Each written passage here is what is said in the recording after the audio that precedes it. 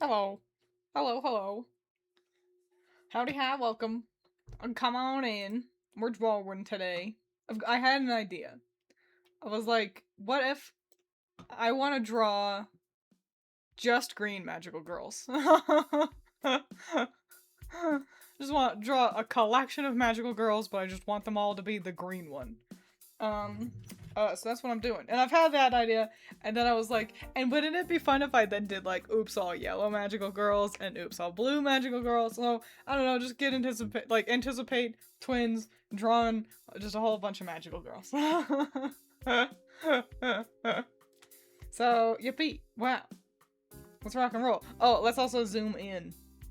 So you can kind of see, I drew these in my sketchbook.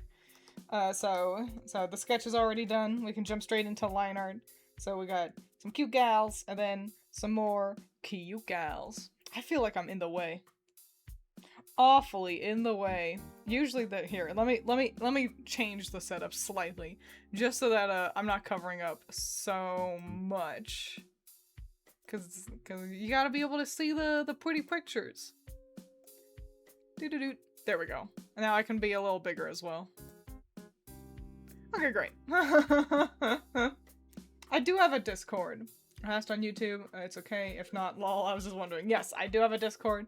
You gain access to it by being a level, a patron on my Patreon. You have to be at least, $5. That's kind of the main incentive for the $5 tier.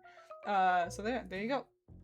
So yes, but it's very I was gonna say exclusive, but that makes it sound like we don't tolerate people, but it's... Yes, I've got a Patreon, but it's not just open to everybody. Green in color or green in nature magic? Green. I'm quite partial to green, but you knew that.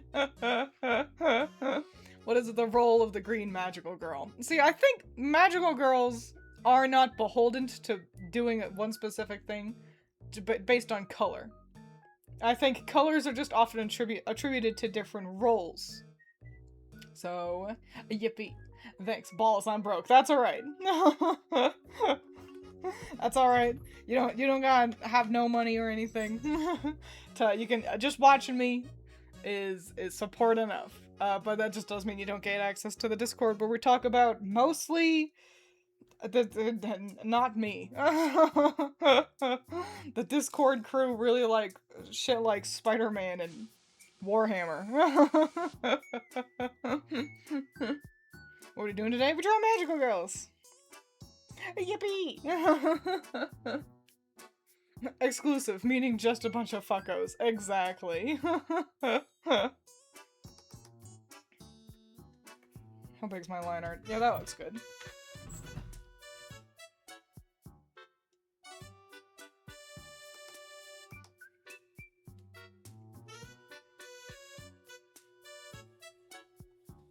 I can't believe they still haven't announced the Snow Miku winner.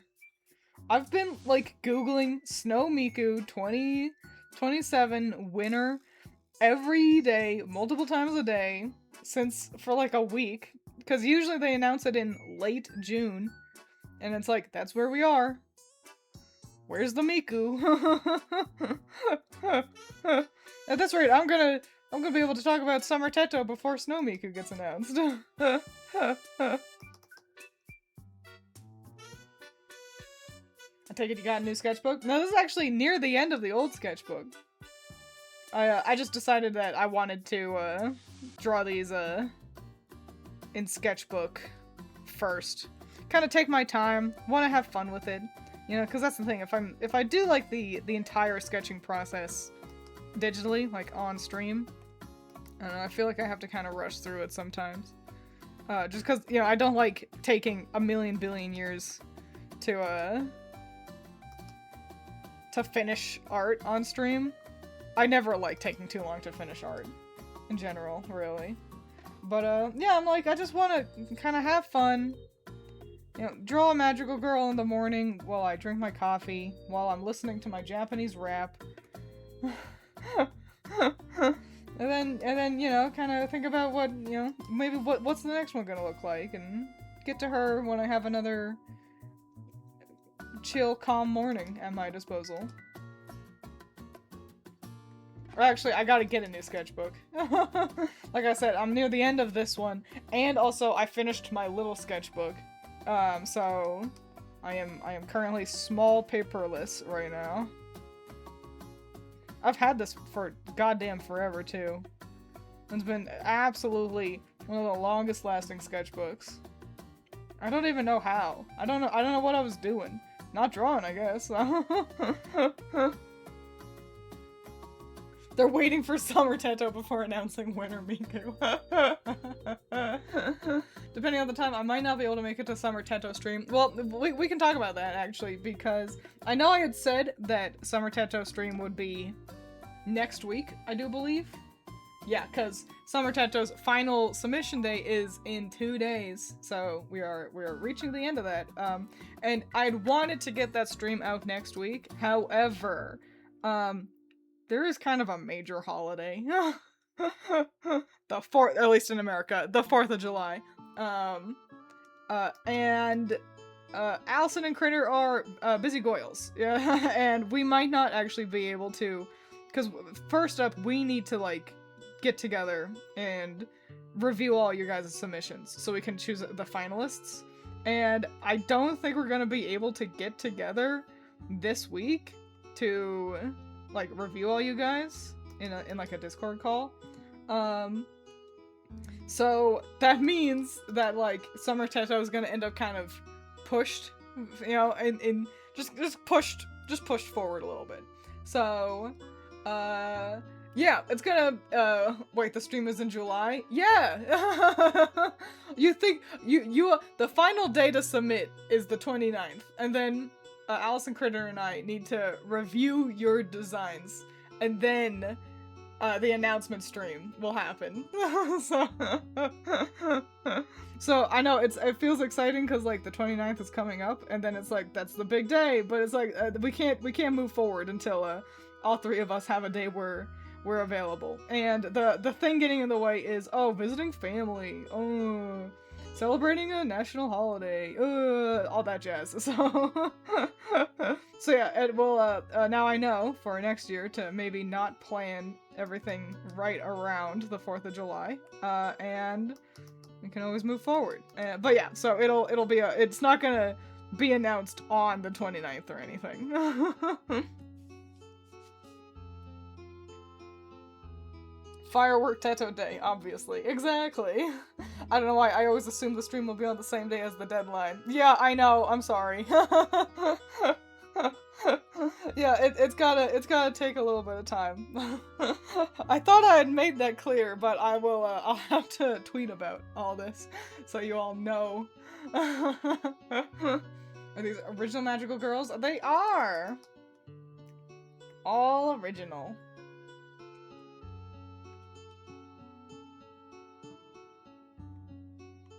Someone had asked. Wow, 5 stream streak, way to go. Kinda glad I have to do first aid training on the 4th. Bleh. Bleh. Wow. That sounds scary and stressful. But yeah, so now it's y'all can worry about it a little bit less, I guess. But somebody had asked about Deltarune. I am not going to discuss Deltarune spoilers. We can do that, you know, some other time. The game is still too recent. I am not going to discuss Deltarune spoilers. I encourage chat to also avoid putting spoilers into the chat, just in case somebody's still working on the game. My thoughts. I do think it is my least favorite chapter so far. And it's not bad. Deltarune at its worst is still better than most out there. So, you know, I think my biggest issues fall on, it's just a little too long for not developing anything much. Hi! Wow, did you finally finish streaming, Mapafu? It felt like I checked in on you, like, every, 10 minutes, and in every 10-minute interval, you were streaming a completely new thing. So I was like, wow, Mapafu's busy today. Playing, 4 different games. But welcome. Have fun lurking. But yeah, I think Deltarune Chapter 4 was, like, I'm disappointed at the kind of lack of narrative progression. And when it's all put together, it will end up feeling like, I'm fairly certain, like a nice reprieve before all the shit really does start to hit the fan. Um, but it was just, like, awfully long. For one, introducing a gameplay mechanic that I really didn't like. We introduce platforming to some degree, and I like platformers. But I don't like it in Deltarune. Deltarune is at its most fun when I get to play Deltarune, you know? While I respect the gumption of trying to add more gameplay options, and being like, yeah, let's add, platforming. Don't actually. With all my heart, I hope I don't have to do more platforming in the future of Deltarune. And it doesn't help that the control scheme was just clunky, and I may have been able to, like, edit the controls, but I just couldn't find a configuration that felt good. So yeah. And secondly, my second issue with Chapter 5 is there's a lot of characters introduced. I'm not going to spoil anything about that. But there's a lot of characters introduced, and they're all pretty basic and generic and boring, and they kind of just feel like archetypes we've seen out of Toby before. And it just felt like, oh, I've seen this before, and also, like, they were just wasting so much screen time talking, and it doesn't help that it felt like the humor was falling flatter throughout the chapter. Not obviously, it's not like it was bad. It was just, I was like, well, the humor's not really doing it for me this time. And so it just felt like way too much talking, not enough progressed forward, and I didn't like the gameplay. So yeah, like I said, my least favorite chapter by far, but it's alright. You know, it's still Deltarune.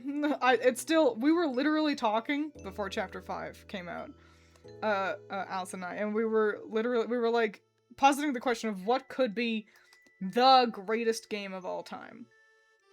And it's basically an impossible thing to answer, because it's like, there's a million different metrics that you could, like, look at for that. But I was like, Deltarune may really, like, be an option to, like, consider for that. And then Chapter 5 comes out, and I'm like, man, you're really testing me here. Mr. Fox, I swear to God, don't make me rescind that incredibly high praise. Weird Route stuff was cool and interesting. I watch videos about Weird Route. I don't do it. But yeah, that's interesting and fun. But yeah, it's kind of just, well, I guess now we go back to waiting again, because there's just not a whole lot for us to sink our teeth into narratively after this chapter. So those are my thoughts. I do want to draw one of the characters. Again, I'm not gonna spoil anything, but actually, I'd like to draw a good amount of stuff from the chapter. Some of the characters are pretty, like, design-wise, pretty fun. Some fun, cool stuff happens throughout the chapter, so I gotta get that, that fan art in now while, the iron's still hot. What were the inspiration for the clothes for these girls? Kind of just general magical girl-ishness, but actually I've kind of fallen in love with an artist recently. Their art's just so pretty, and I was really inspired by them. Hang on, let me color in these eyelashes, and then I'll tell you who, like, I gotta look at the artist's name. Okay. Take a gander at her. She's cute.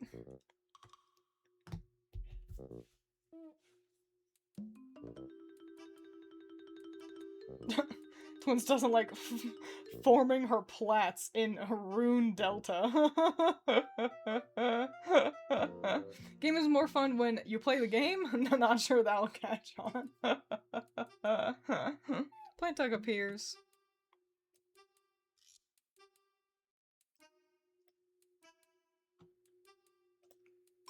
Plantuck can go down there. Hang out with the jar. Alright, so it's an artist called, on Twitter, Their @ is 2587sins. Let me grab like a screenshot of them.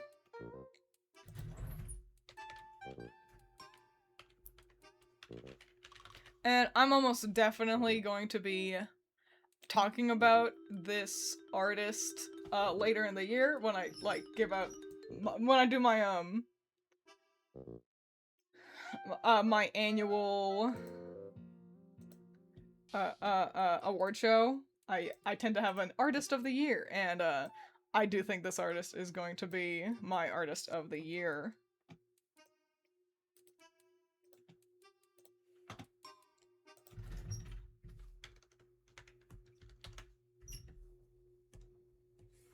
This artist was my my inspiration for wanting to draw a bunch of magical girls, cause their art is so dang cute, so fucking cute. So you should check them out to see more cute ass magical girls. But yeah, I really fancy their art style, and they had so many cute magical girls, and I was like, I want to do that. I want to draw the magic. So yeah, kind of just drawing for real magical girls, because you know I kind of suck at that. Like I've got my magical girls, but often they just kind of end up being like a girl wearing a skirt. Like they don't very often look like typical magical girls, you know, with the frills and the bows and all that jazz. So yeah, I kind of just want to actually draw some real magical girls though.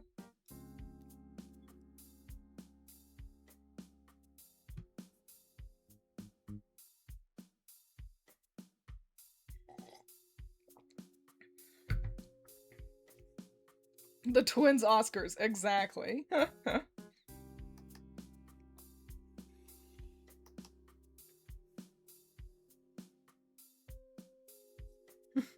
And I'm not talking about my old profile picture. Oh, hoi, hoi, hoi.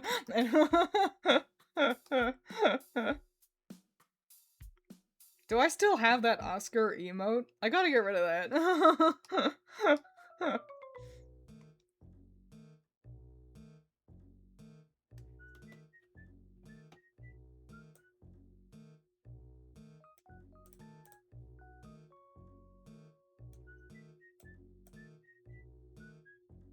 There you go.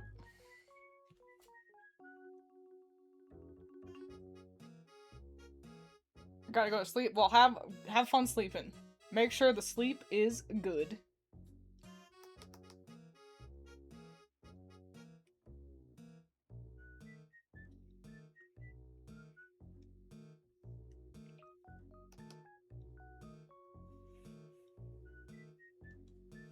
Okay, I'm focusing on like curly hair. I need to make sure I get it right.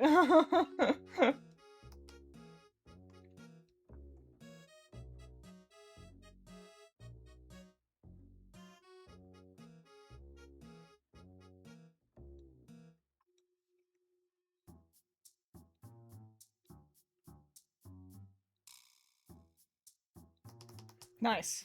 A cootie. An absolute cootie pie. It's fucking windy today. I wonder if you all can hear that.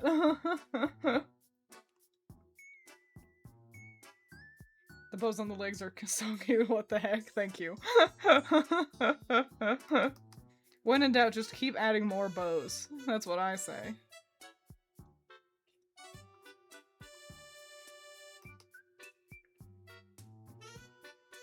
I want to start thinking of clothing merch for you guys.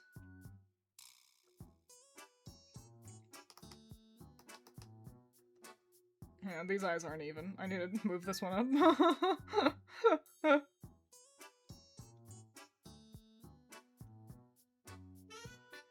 Okay, great. Yeah, I want to think about, some clothes that I could offer you guys. Cause I got the stickers and the, like, posters. And yeah, those are fun and cool, but I know that some people want, like, shirts, you know, or hoodies or what have you. They're more likely to want to get something that's like practical, you know? And so I'm trying to think of how to approach making shirt design for you guys, because it's that double-edged sword, isn't it, of wanting it to be like, yeah, that is Twiins Inc. merch, but also it being like, you know, you don't want to, you want something people will actually wear, you know? You know, like, I don't know, no one wants, you know, a cringe VTuber on their hoodie. Or maybe you guys do. I don't know. Feels a little unlikely. But so, I don't know. But also, if you go, like, too generic with it, then it's, like, kind of nothing special. It's like, well, I wanted, you know, Twiins merch, not just, you know, a shirt with, you know, nothing special on it, kind of a deal. So that's kind of where the thought process currently is.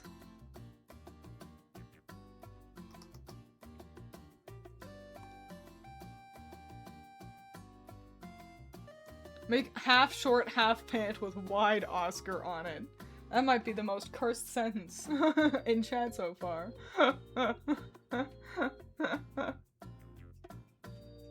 Now my dumb monkey brain is compelling me to make fan art of the green girls. You do it! Drawing's fun.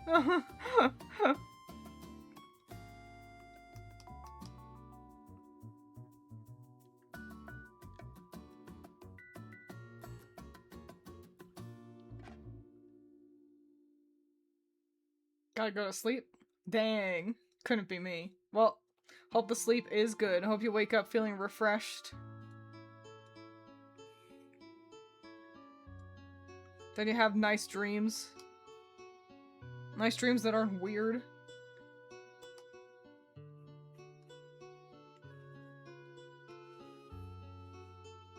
So yeah, what do you want on a t-shirt? From a Twiins Inc. t-shirt. What would you guys want? Or maybe like a hat?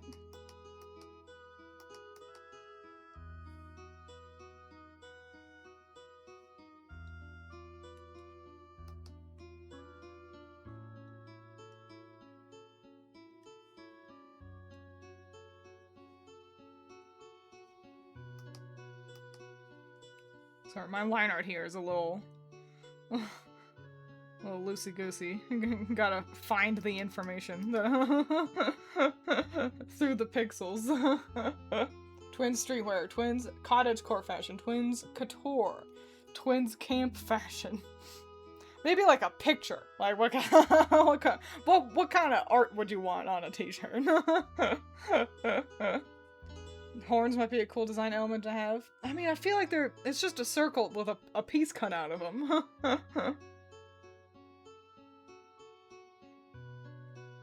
I do think Doug is a pretty solid thing to have, because it's like, oh, plant, you know? And kind of a generic kind of, just like a plant guy.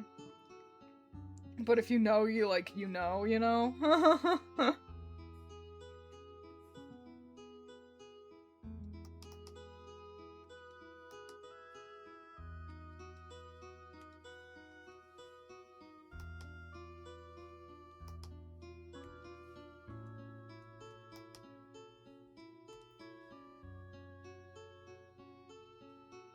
Hoodie with plant dog and roseberry on the front. It's good to see you guys do like roseberry, despite how rarely he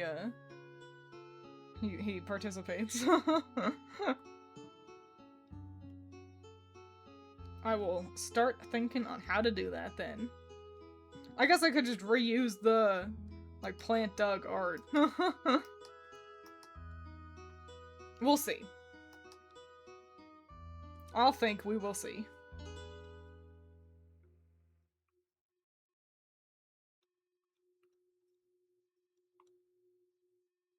Something that rainbow heart choker you have on this medal will be cool. That would be pretty fly. That falls under jewelry though, and that's like hard. Like I would have to go through like a specialist to do that. So yeah, that's for when I get like rich people money. And it's not just me with a fourth wall shop.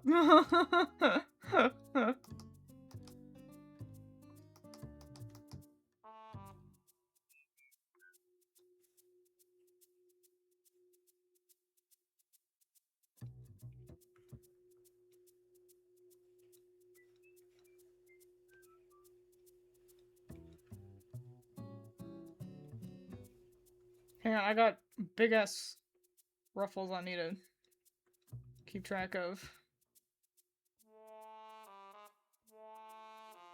Okay. Okay, easy mode from here.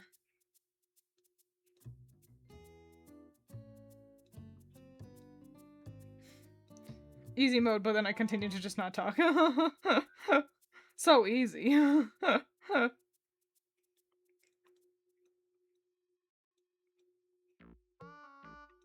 Okay, great. Okay. I did the hard part, don't worry.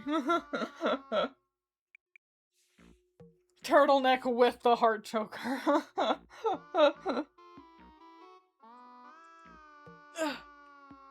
Is there any way to give the hoodie a triangle trim on the hood? So when over the hood, it'll look like Doug and Rose's mouth.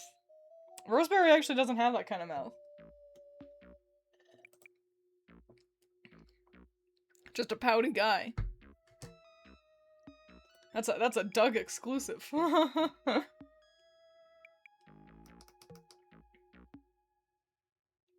I remember what I was doing.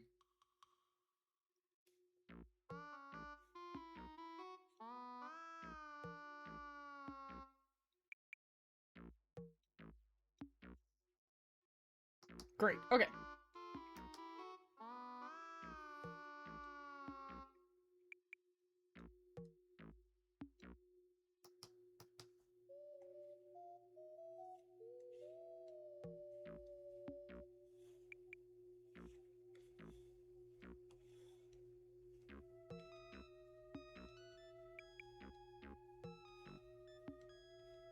Sorry, once again, needed to find the information within the pixels. Planform? Planform has,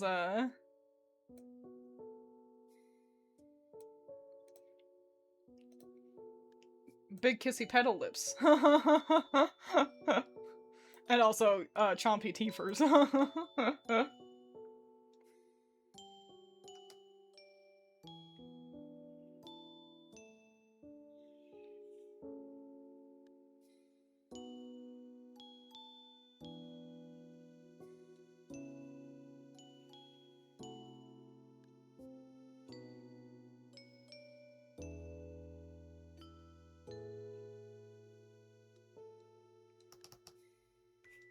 Great.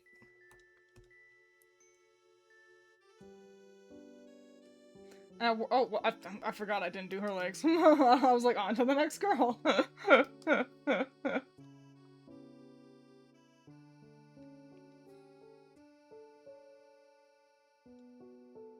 At work, it's frustrating.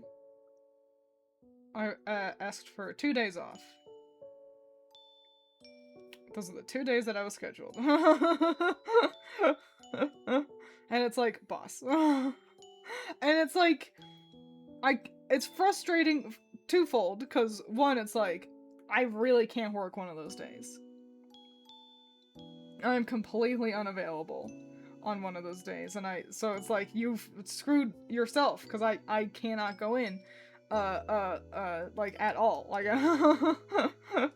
but it's also frustrating, because it's like, I can't even be that mad at my boss, and my manager, because he has to make the schedule by Wednesday every week.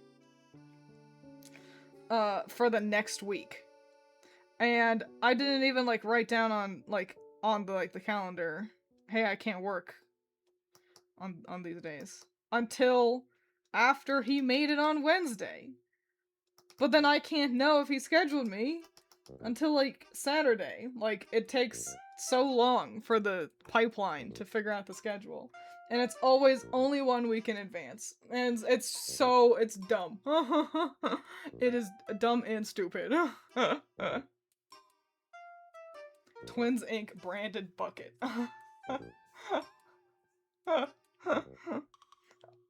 I see, I know you're talking about like a bucket hat, but I'm thinking of just a bucket. We were artists, why don't we just sketch it up for you to see? Incredibly possible. No, by the way, I can't customize the shape of anything on fourth wall. I can't even customize the layout of sticker sheets.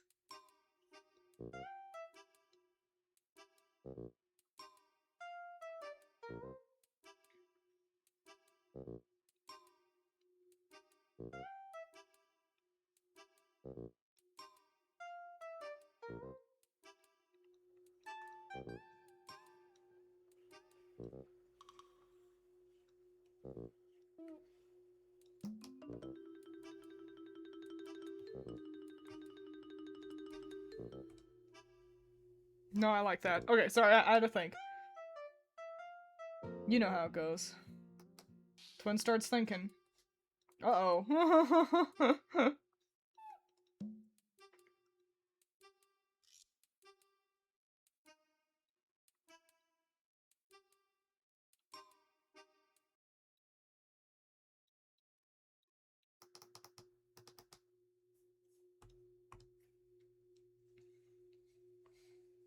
I'll be back. Gonna take a 30-minute nap. But then you yelled Hatsune Miku. She just has big braids. It doesn't look anything like Miku. Miku's hair doesn't usually part in the middle like that. They're all gonna be green. No, not Miku. Sorry, Cereza.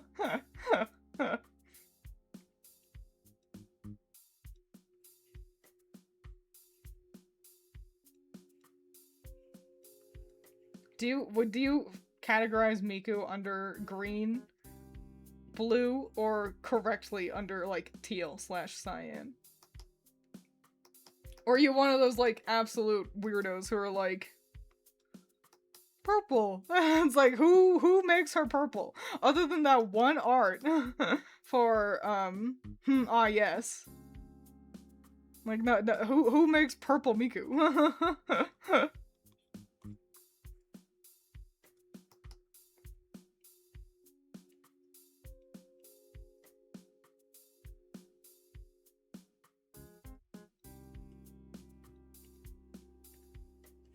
You can see that I decided, I was like, I want to give one of them like a weapon, because this one, you know, I drew her with like her big cool staff, magical girl staff, and I was like, I can't just have one with like some kind of weapon or wand or something, like a clear one in their hand, and so I was like, I like the idea of her, but I didn't want to change, like, draw a fist. And I was like, I'll figure that out in post.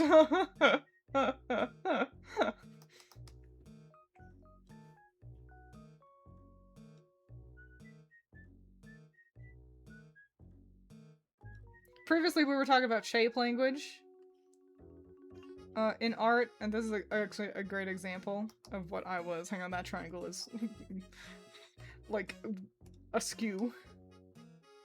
There we go. What I was talking about. I started with this like kind of triangle motif, and that followed throughout the rest of the design. I want things to be angular and sharp anywhere they can be, to kind of keep that consistent shape.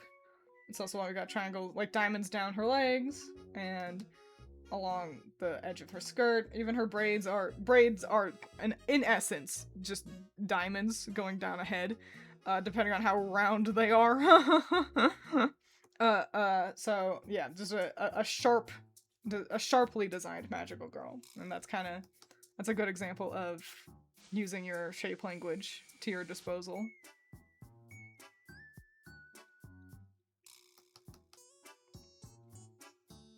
Because it'd be weird if, like, you know, she's got all these, like, triangles and stuff, but then, like, we got the edge of her skirt has, like, circles, and it's like, well, that's weird, you know, they don't look like they belong. We want to try to aim for consistency when you can.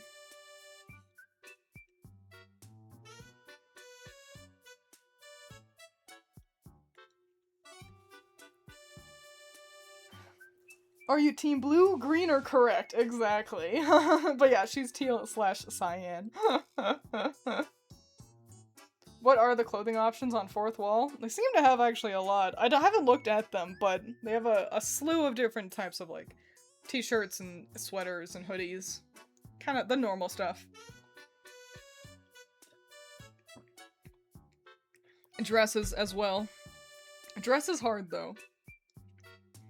Because, I don't know, maybe I'm just kind of particular about the shape of dresses. And, like, how they ought to look, but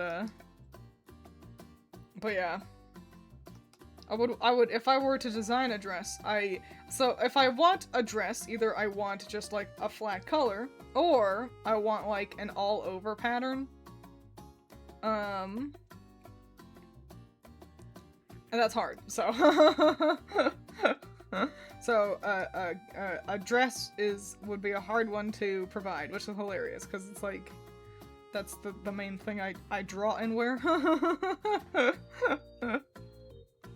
Just too particular about it, I guess.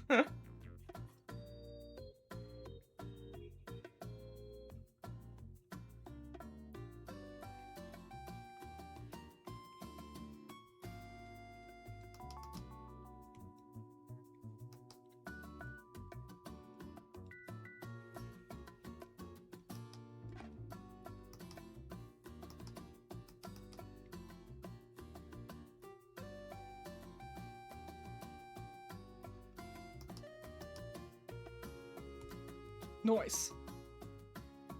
The Green Magical Girls are hypothetically named Clover, Willow, Holly, and Lilia. I feel like Holly isn't green. Isn't Holly pretty consistent? Or is it? Ooh, actually you might be right. I think I always just attribute it to purple, but that's Heather.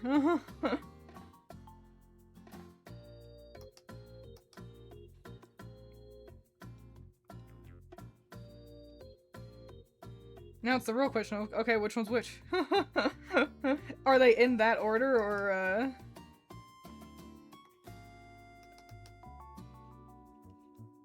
or do you gotta suss out who is which plant?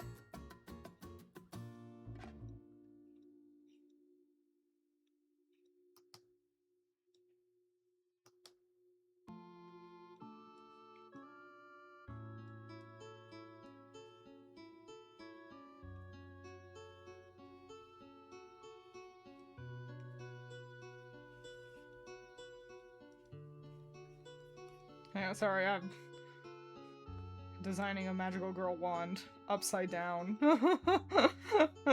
Takes a little bit of concentration. There we go. Okay, great.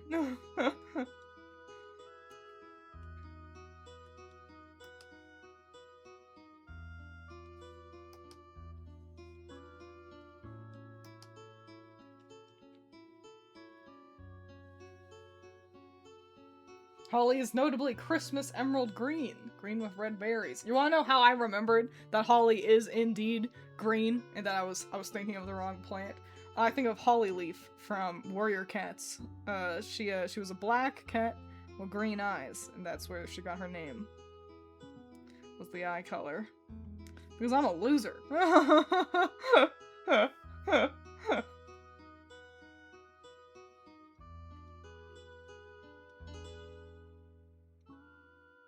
Warrior Cats were badass, though. Can't even tell me otherwise. Like, yeah, it's like, okay, I'm a loser, but the cat books were pretty fucking sick. Hang on, that ain't close crazy.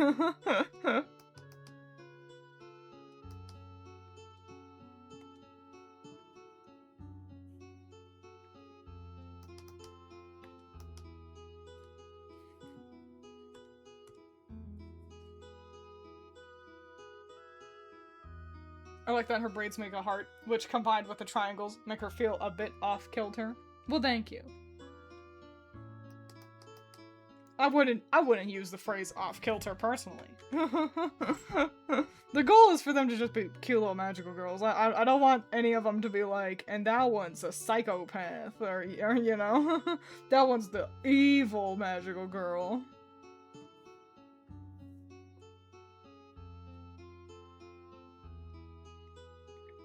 I hope you don't run with the shape language lesson too hard. I know that's kind of easy for us all to do as artists.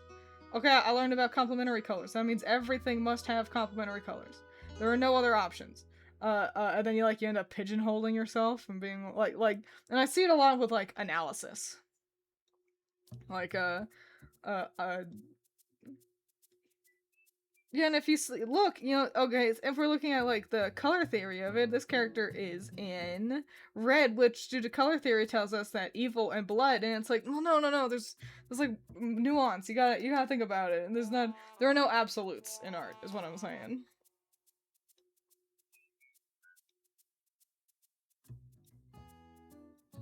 It's like, yeah, shape language is important and everything, but you can't have, I mean, you can, but you don't need to have like a character that's literally only triangle shapes in order for it to be cohesive, you know?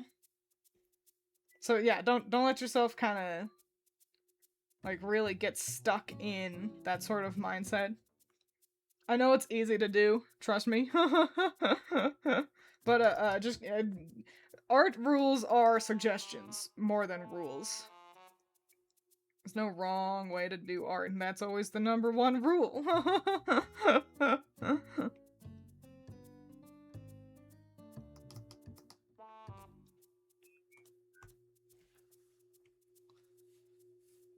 Every shape must be circle. Circle means soft. Do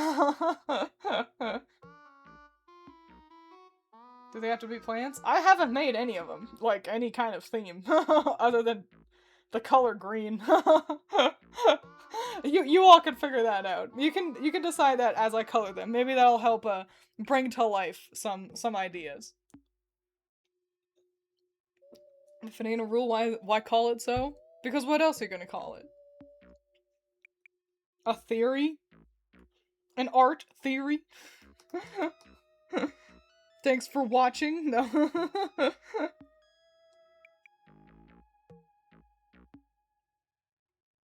It's because I know you guys are smart little cookies and you kind of understand the nuance of language to some degree.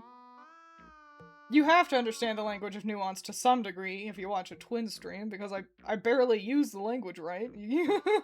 Half the time you gotta fill in the gaps. And be like, okay, so Twiins said this thing, and that's crazy. But what I think she meant was... and just kind of gotta suss out the meanings of things sometimes.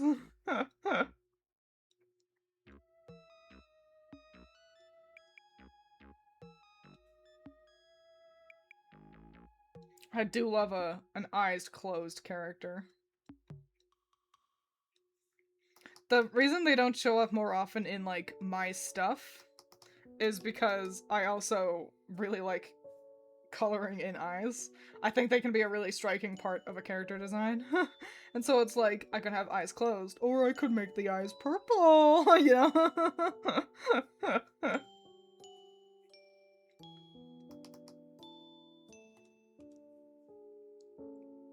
I thought we were sprinkles, not cookies. You're sprinkles on the cookies, but sometimes you're on cake and sometimes you're on ice cream. What are we drawing? Magical girls! They're all gonna be green!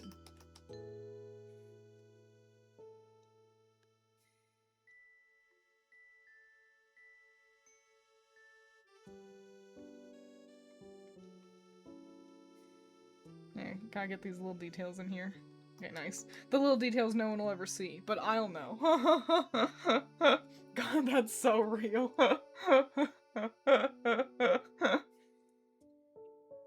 Very versatile sprinkles. Exactly.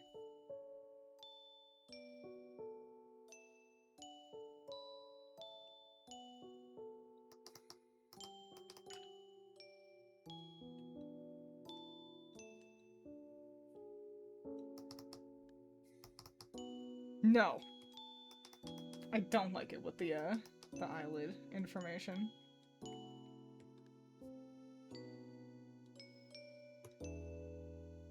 Just going full Brock mode.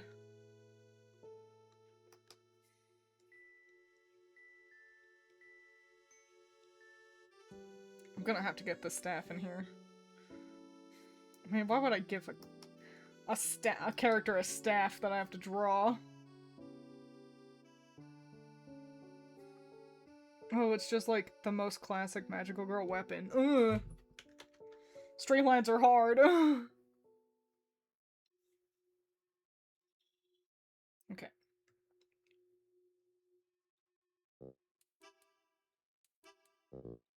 Okay, good.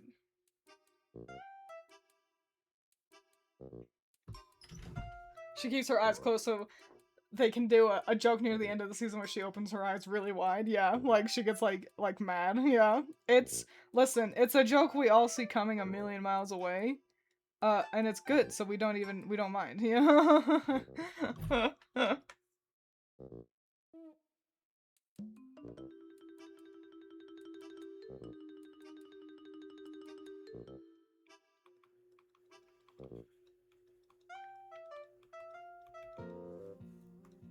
That's gonna be light. You know, you're smart. Don't you have a line tool or a ruler? Yes, but I don't know. I kind of sometimes you want to do it by hand, kind of give it like an authentic feel.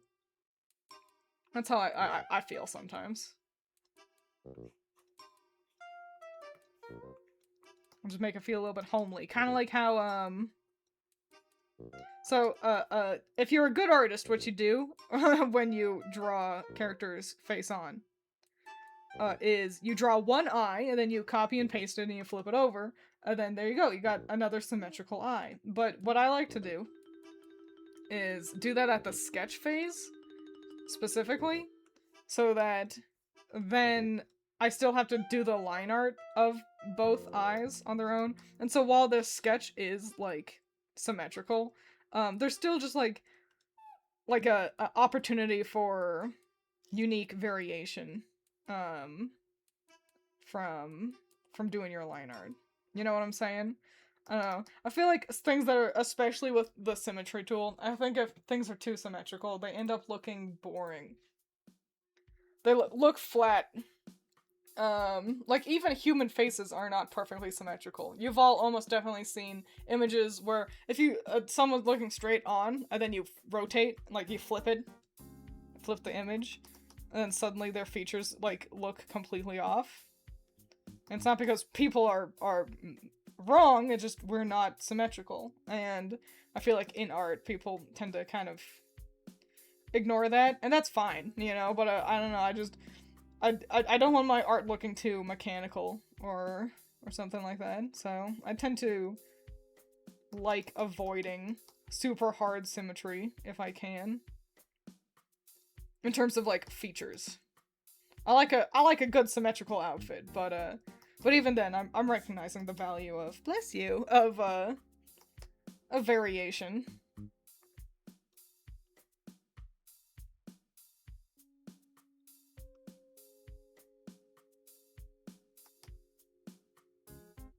So yeah, that's why I'm not using the straight line tool.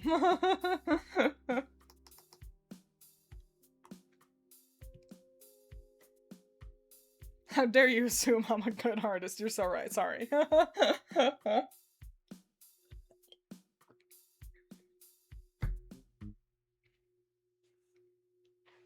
you ever done a holiday-themed Magical Girls? Just opened up my laptop to start working on some designs. I was greeted by Ruby Holiday OCs. I don't think so. Not explicitly.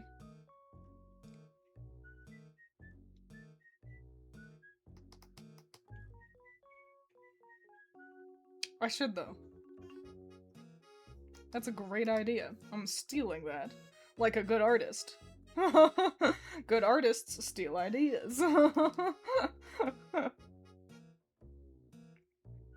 yeah, that's a fun idea. That sounds like something that, hang on, I need this swirl to go the other way. I'm thinking about physics. Everyone look out. Okay, I got it. I figured it out. Okay. I feel like that's something that could sell well at, like, a con.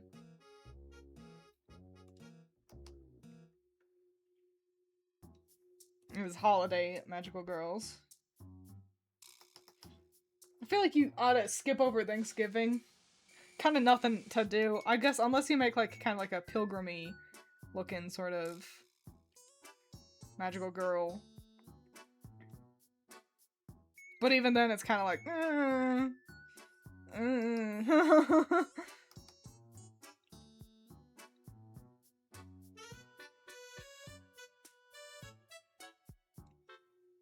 Hang on, this hair is a lot. There's a lot going on right now, so I kind of need to focus for a second.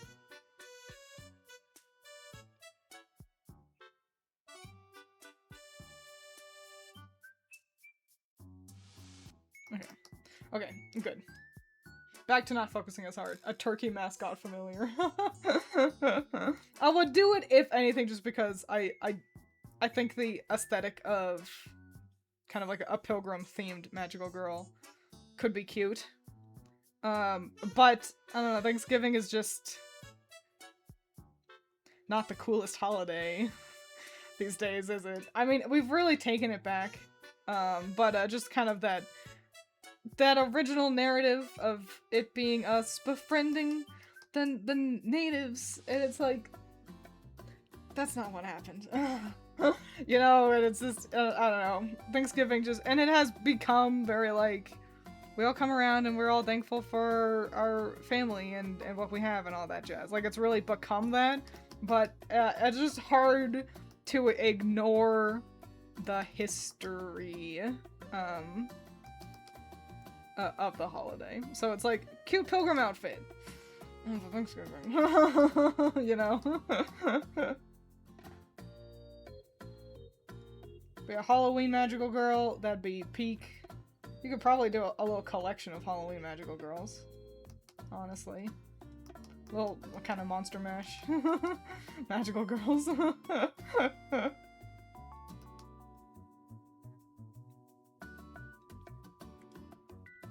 gonna do Christmas.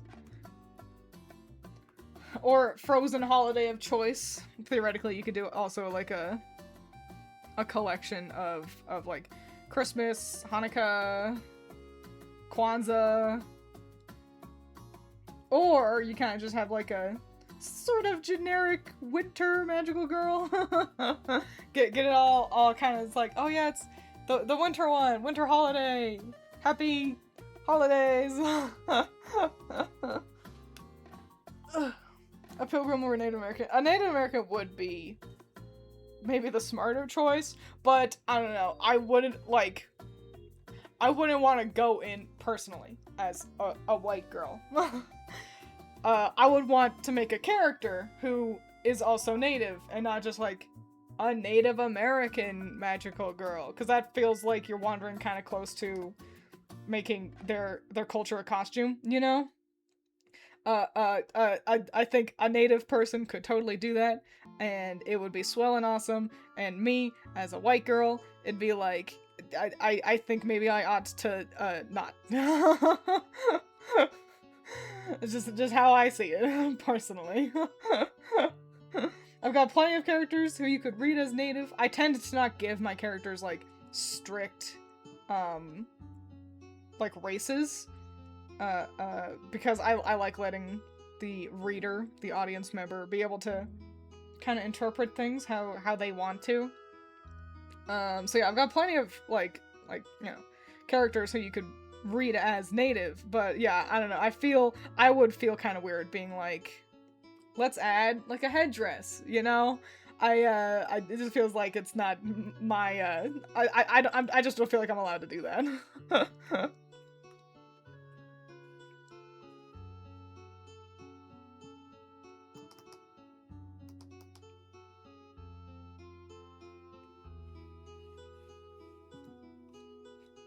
What other holidays are there? St. Patrick's Day, I guess?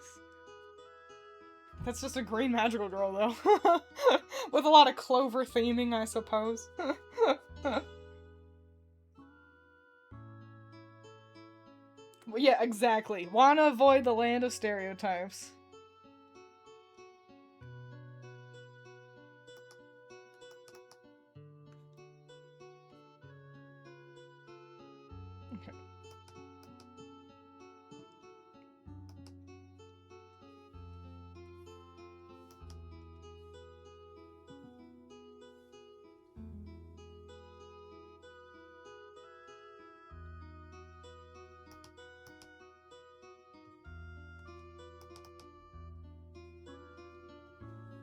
Everybody get excited. Your girl's like a real YouTuber now, and I've been one for, what, goddamn, April Fool's Day? Yeah, I guess. Oh, Valentine's Day is a great one. That lends itself so well to magical girl aesthetics. But I've got, like, a sponsor for the first time ever. Oh my god. Pretty exciting stuff.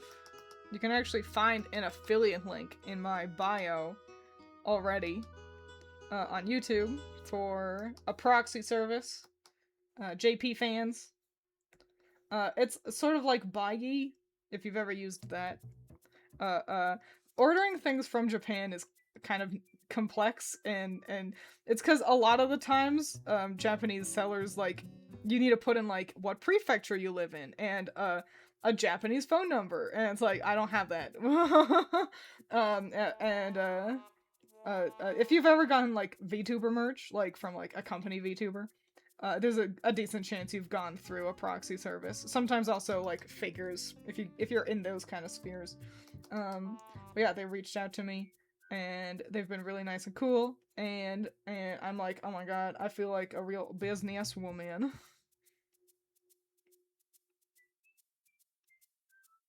So yippee, well hey, assuming everything works out, and I do decide to sign the contract that they send me, which I probably will. But assuming all that works out, you can expect 2 specific videos, like, out of that sponsorship. First, just part of it needs to be kind of explaining JP fans to you guys and how to order through it. And then another video doing an unboxing. So, yippee, you gotta see my hands!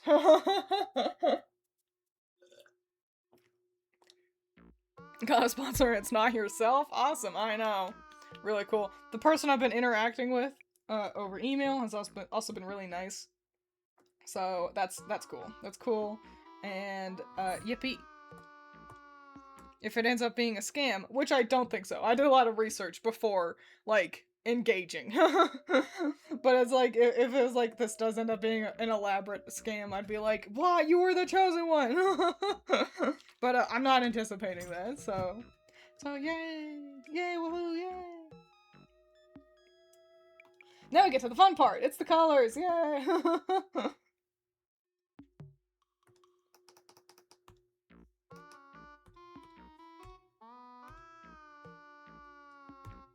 Line art. The necessary evil you must do before you get to start coloring in art.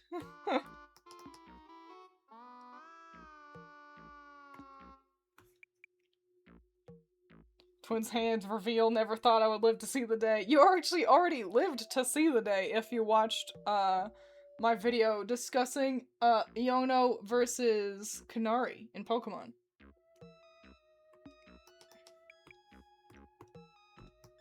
You just gotta be a bigger super fan. Obs. Let's get the green shades in first. So...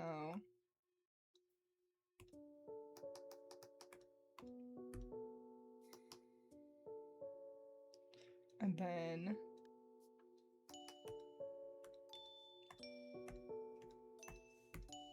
I think this one is my favorite.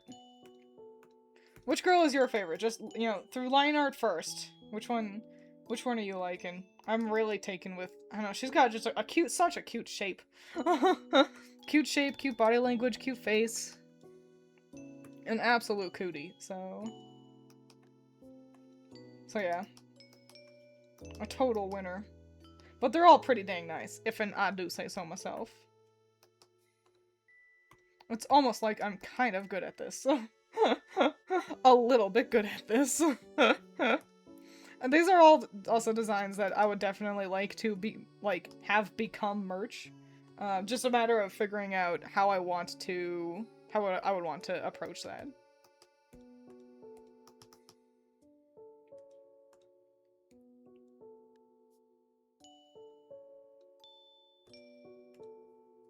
Oh, I got color in her hands. Almost forgorted. Top ones, I think. They're pretty good. They're all really dang good, honestly. I think this one's my least favorite, top right, But I tend to just prefer the short skirts for magical girls. But I was like, I want one with long. Top left, she's so bug. I looked away for a sec. Can I see again? Yeah. I hope so. Twins, you get to see my hands. The video comes out and she's wearing gloves the whole time. I lived to see the day.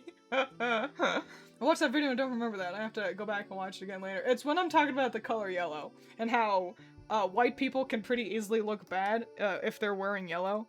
And I use myself as an example.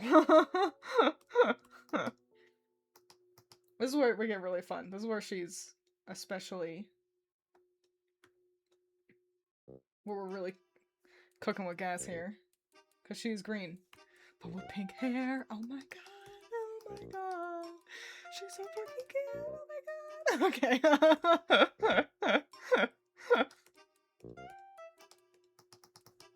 Oh my god! Okay, I gotta calm down. I do need another shade of green. Or another color in here. So we got our green, and then a kind of like a bluier green. And then I think I want sort of a middle green.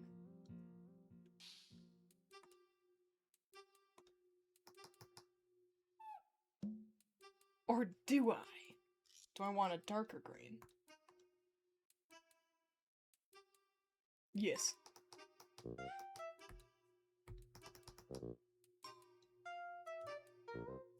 God damn. She's incredibly cute. This is what we do art for.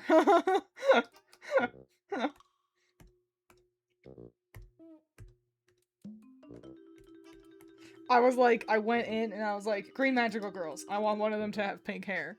And I've just been waiting until this stream so I could start making that a reality.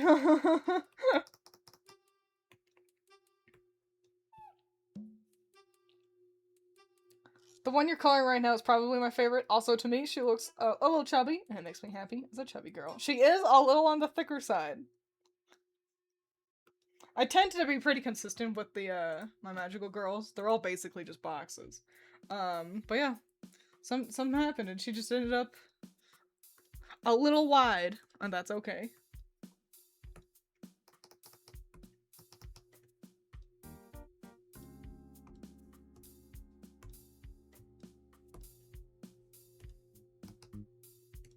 Oh, hang on. I missed the bows over here. We're gonna do a thing.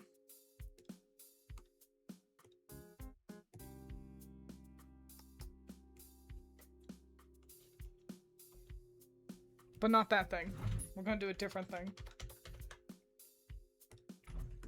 We're gonna have the pink show up a little bit at the edges of her dealio here. It's just a matter of figuring out what effect I want it to have.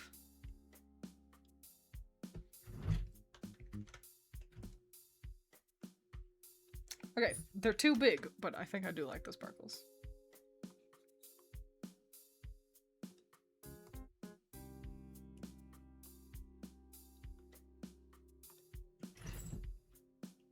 Wow. The pink hair looks so good with the green, right? It's like I'm the smartest person.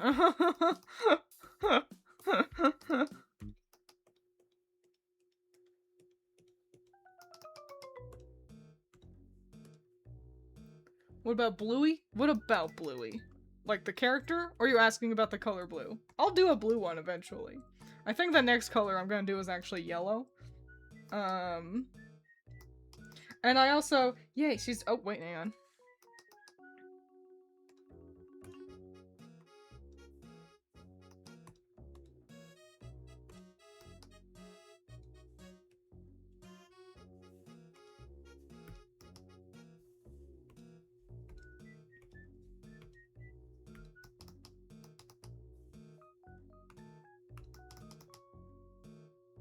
That would be reversed. The light color goes on the bottom. Oh my god! Yeah, the next color is gonna be, yellow. I do believe. Oh, right, I was gonna say that. I waffled back and forth a lot on the, on if pink and red should be lumped together. Like to do oops all pink magical girls and also oops all red magical girls. And I decided, no, there's enough overlap. Like, I'm not gonna do light blue and oops all light blue and oops all dark blue, you know? So, I think pink and red can get to play together. Are you finishing them all today? Probably. I'm certainly at least coloring them in, but I've only got the 4, so, you know, it shouldn't take me too long to get everything done. I got no other plans for the day, and currently I only work 2 days next week, so I gotta make a little bit of muns.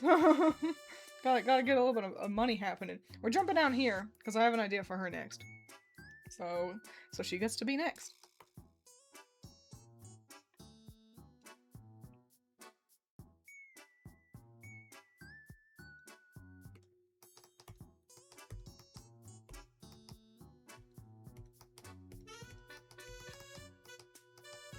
Yeah, the braids are a lot. You gotta make sure you get all the little details of a braid. Look at these dynamic silhouettes, too. God damn. Is there an order you're wanting, or are you going in a colored order? Green, yellow, orange, red, and so on? Just kind of going by the vibe that I want. Kind of just, I want her hair to be darker than that. Kind of just going, I want to do this color next. I was gonna do blue. And then I was like, wait, I think I just want to do yellow. I don't know, I got excited. So, yeah, kind of just, go where the heart wants. Orange will almost definitely be one of the last ones. I was like, am I missing a color? And I was. It was orange. Because I don't like that color. I want the dress to be a different shade. Actually, I don't want the, I can't figure out what color is right. The green is different on my screen versus my, my tablet. And on my tablet, it looks right. And when I look up, it looks too saturated. But also, I have to keep in mind that I've got a background color. But I want that green to be a different shade. I want us to... That's disgusting.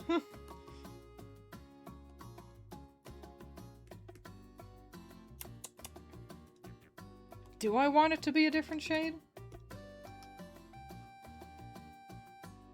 I'll roll with that for right now. Maybe that, but just like a different shade of green.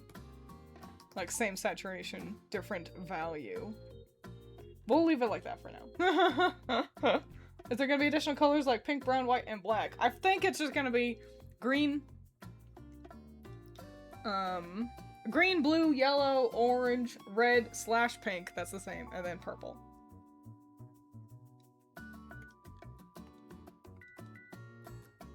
I guess I just want the hair and the dress to be the same color. I've decided. And then we're gonna do something cool. We're gonna do something interesting. Black frills. Oh my god, she's so cool.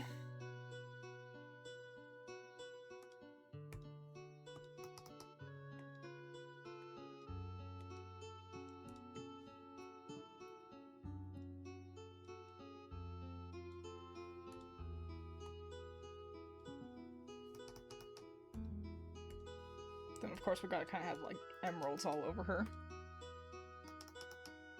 You're gonna have a green magical girl and now have all these, or should they be red?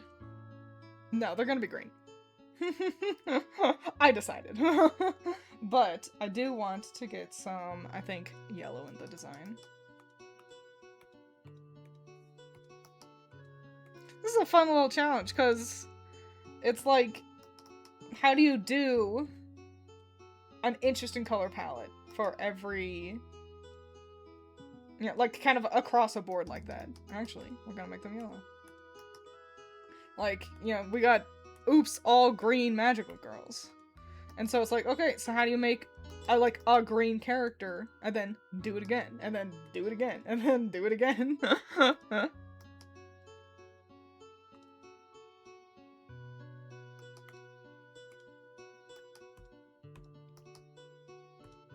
No. What am I, stupid? Don't answer that. This thing, this right here, we got black lace, and then right under it, we got black shoes. I see people so afraid to let that shit happen. So afraid of letting colors overlap that are the same color, and I implore you to not worry about it so much. It's okay that the lace is black and the shoes are also black. You know, values will do a lot to help give your a design dimension despite that.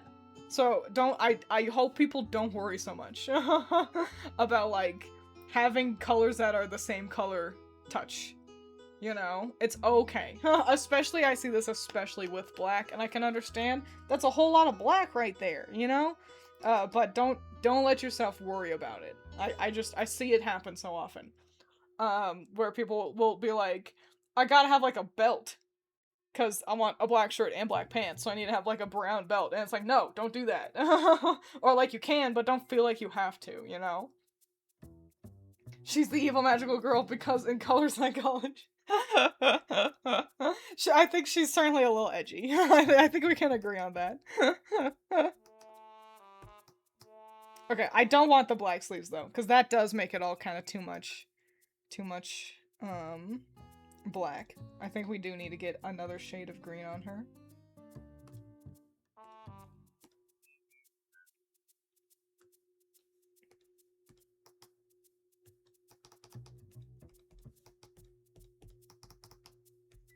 Nice.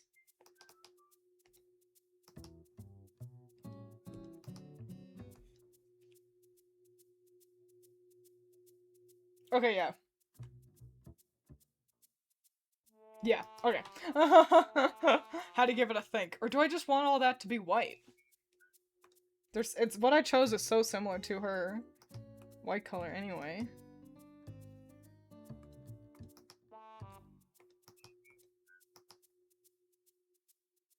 Yes.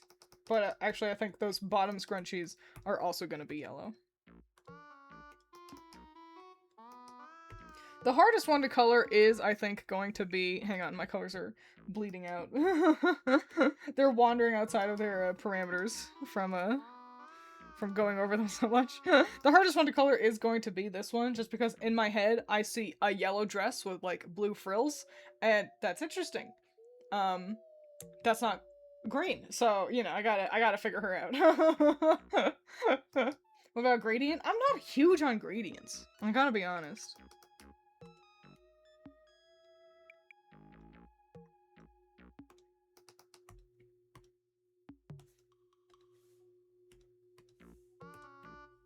I feel like gradients can end up looking tacky if they exist too much. You know what I'm saying? I hope so. I have no other way of describing what I just said.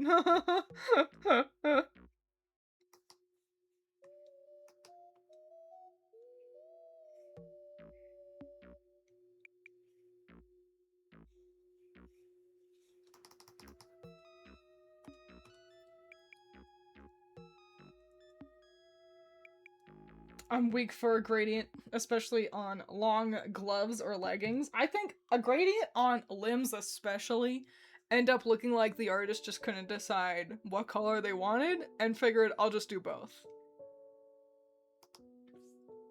I think if it's a really long gradient, then you gotta be careful with it, because otherwise it could end up just looking kind of just a little clunky in a way.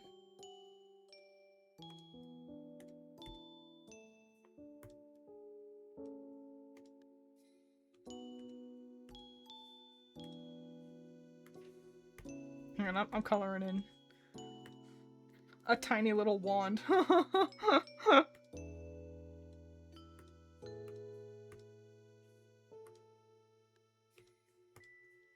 Okay, there we go. Nice. Let's give her a skin tone.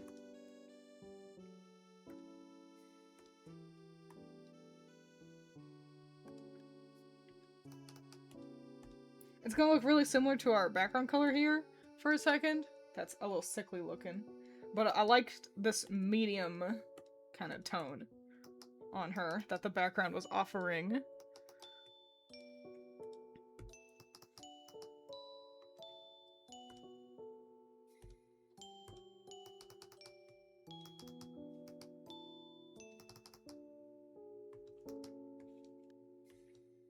You beat 2 green magical girls. And look at them. They're totally different. That's fun. That's fun and cool. Alright. Next one.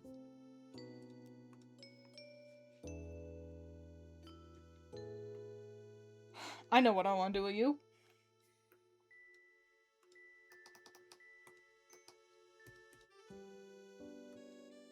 And I think this is an important thing to kind of keep note of. It's why I'm also not doing pink and red, and why I'm putting them together. There's a lot of different colors in a chroma. Like, we got that's a green, we got that's a green, we got that's a green, we've got that's a green, and those are all just light greens. Let alone saturated, we got that a green, we got that a green, we got that a green, we got that a green. There's so much options. So many options at your disposal. And it's kind of just another thing that makes doing something like this so fun. Is that it's like, cool, let's choose another shade of green, you know?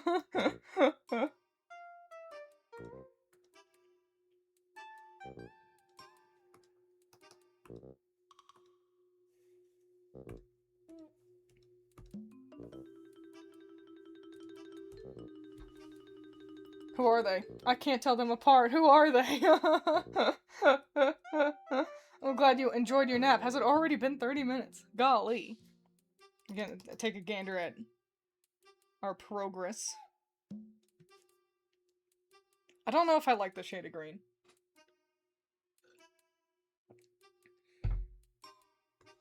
I don't know if I hate the shade of green.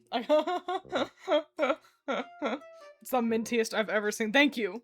I was like, mint hair. I want one of them to have minty ass hair.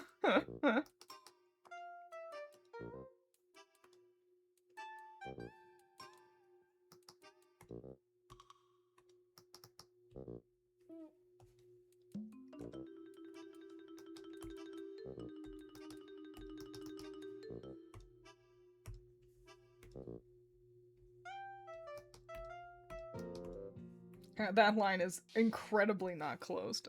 That'll never fill bucket in properly.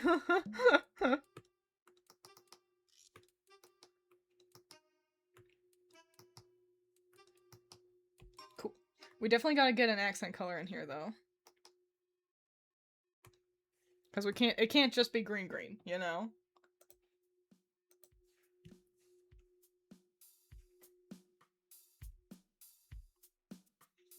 Because, yeah, and that's kind of the same thing with values. You don't want a whole, I mean, you can. Again, there's no rules, but I suggest avoiding a character that's, like, all one. Like, you got, like, this light green, and then also, like, another light shade of green, and then, like, really pale skin, and then a really light pink. Like, you don't want everything to be the same value over here on my triangle. You don't want everything to be kind of right next to each other. And that's regardless of where you are on your little triangle there. Because you got dark colors, you got light colors, and you got saturated colors, and if your entire character's design all kind of exists in the same location on your triangle, it's just gonna end up really flat looking. Regardless of that, you'll be all across the rainbow, but if they're all still right next to each other, your character's gonna end up looking flat. So, that's why I implore you to avoid that. Or do it on purpose if that's something you want. Or be like, screw you, twins, I like how this looks, and so I'm gonna do it, and that's okay.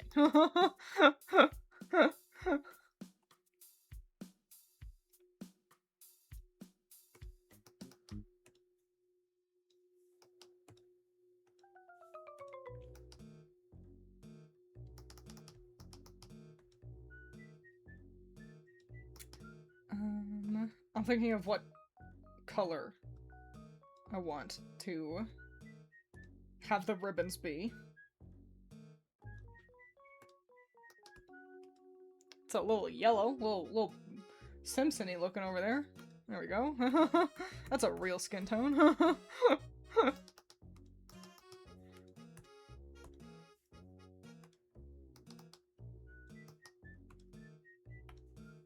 I am gonna get her face. I just had an idea for the heart kind of gemstone piece. There we go. Okay, good. Back to the skin. Green eyelashes, never would have thought, but it looks so good. I think, personally, I approach eyelashes as being kind of connected to the hair in that regard. Yeah, her eyebrows became hidden. Where colored eyelashes, it's not really usually my thing. You know how I like to, like my thick black eyelashes. But if I do want colored eyelashes, I kind of go with just a darker shade of the hair. And then it all looks like it goes together. That's how I approach it, personally. Alright, so it's all green. We're very green. Her skin is pretty yellowy, which means we ought to maybe pull from maybe like a red to red violet.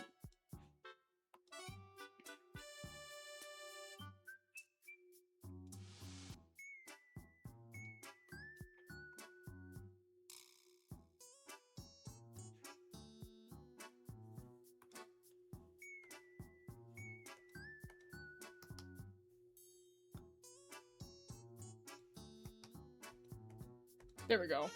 That's the shade I want. You might remember we kind of went out of our way to add extra lines to her hair. It's because I was braiding in the ribbon color into her hair. Oh my god. How incredibly cute. Wow. Dimension.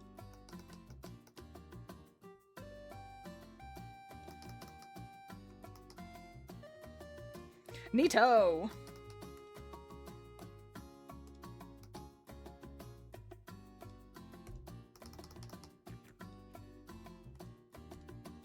Awesome.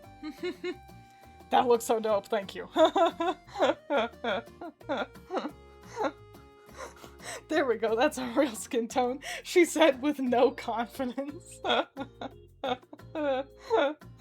Screw you, twins. I'm gonna have my characters be different shades of piss yellow. Do it. Do it, you won't.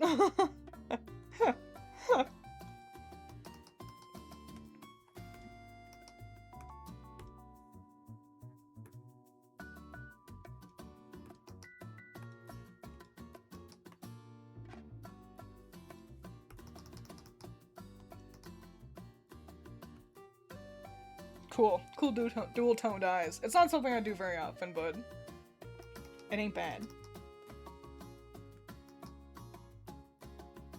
Great! And now our final girl.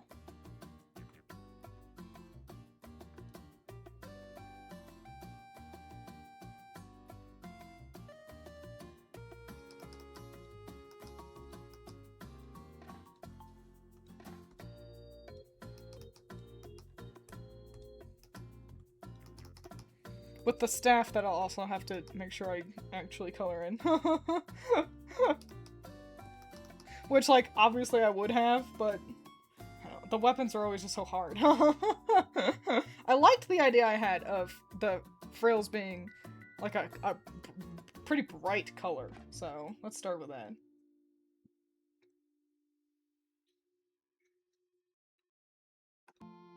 Wow. Okay, so that's the ugliest shade of green I could have chosen, but I like where we're going. Okay, there we go. A little bit more manageable. And the thing is, we can have a really super like vibrant shade like that without it being too much. Personally, like, you know, my color palettes just tend to wander more muted. Different artists, of course, you know, play with saturation differently. But if you're like me and you do tend to prefer more muted color palettes, having a really saturated color like this here works because it's kind of not, like, it gets to be the focus, but it's the trim, as it were. So it is surrounded and supplemented by maybe a little bit more tempered shades.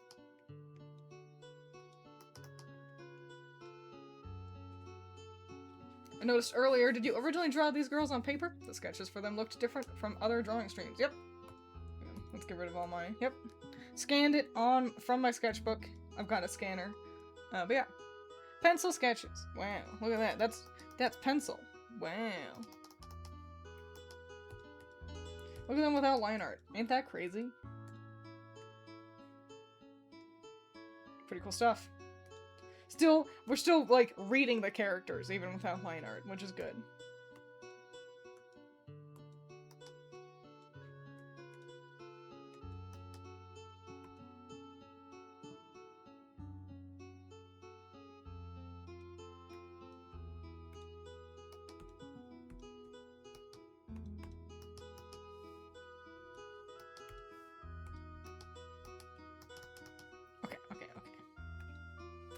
What color to make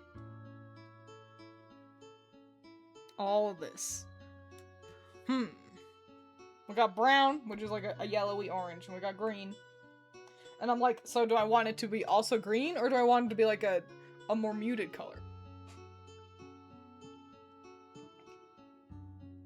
Are we gonna draw magical girls of every color of the rainbow? The main colors.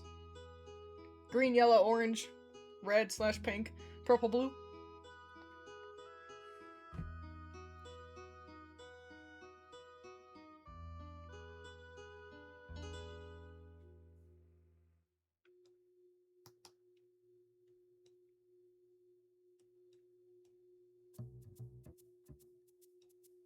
I'm thinking. Fuck.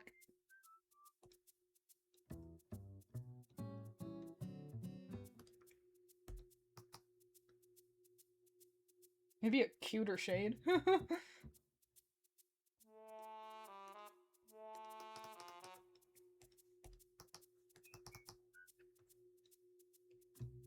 Yeah, that's nice. That's good shit right there. Okay.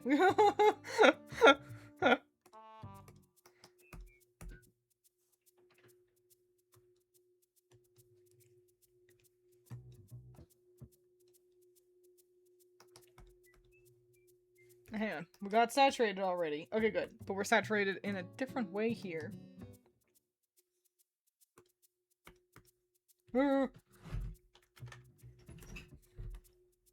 A brighter saturation was the different way, by the way.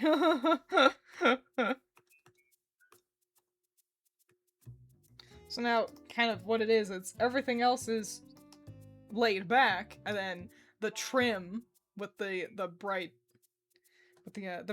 ribbons kind of ends up being kind of the main like focus area. That's what your eyes jump to first, and it ends up kind of looking like it's like bushes with flowers. But hey, wait a minute, those aren't flowers, they're bows. So cool.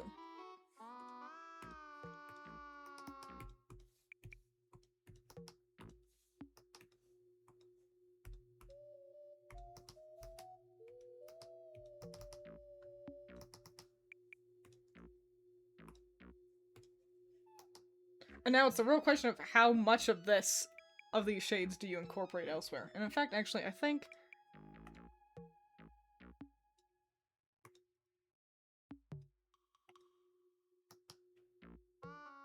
Yeah.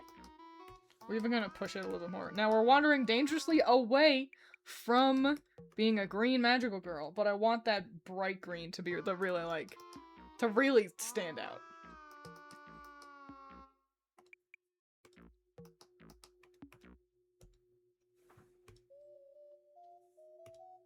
And so without jumping straight to, like, a completely different color, that's how we're gonna do it.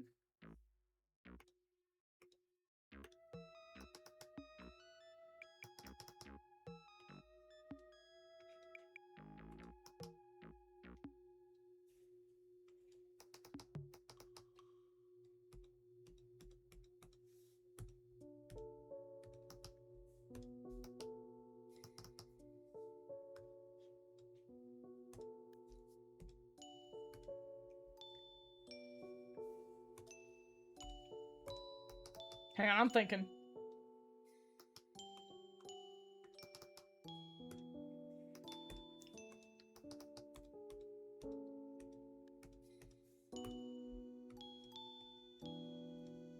So I was deciding between having this purple also show up, this purpley fuchsia, on her scrunchie or in the ribbon, and I feel like in the ribbon would be too much.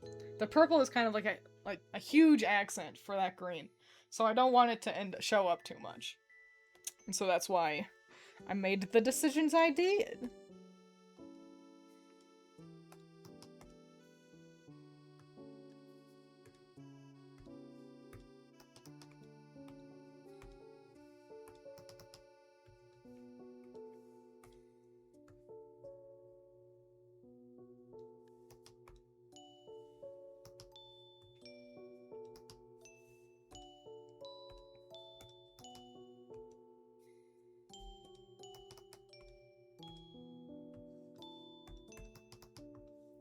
Do gotta figure out that ribbon color, though. No Drake's Neck green? Yeah, sorry. I definitely do know what that is. Who do you imagine as the hypothetical leader of the bunch? Probably the pink-haired one. No, I think the minty-haired one with the purple, she just has such like a regal kind of presentation, doesn't she? So maybe she's the leader. I tend to not make leaders for my magical girl groups. They often are just like little collectives. What do you guys think? Who do you think is the leader? What does Twiins look like without line art?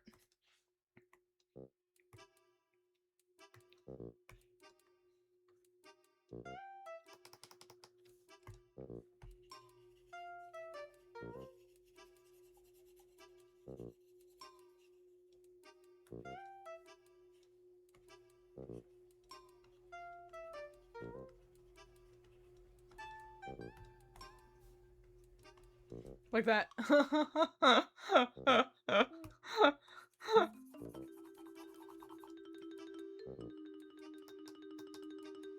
You sure the fuchsia on the ribbon stuff won't work? It could.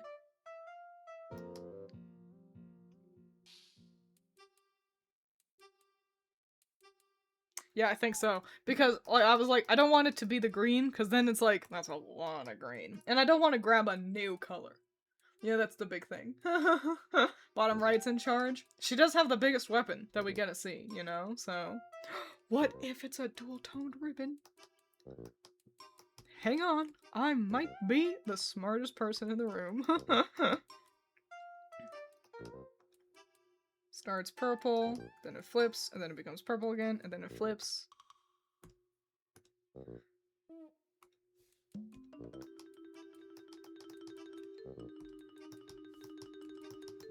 Oh my god!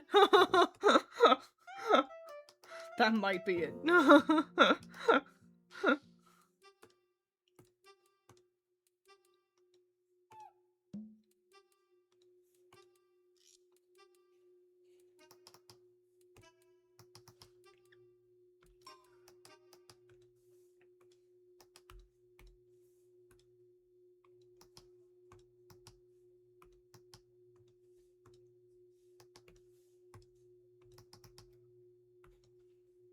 Oh my god.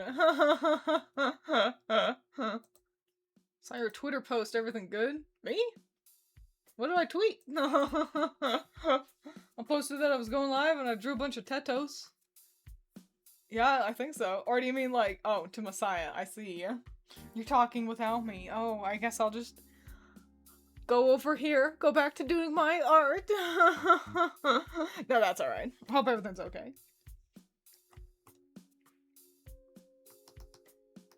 Cool. And then, hang on, we do gotta add, like, that light up there. At least the idea of it.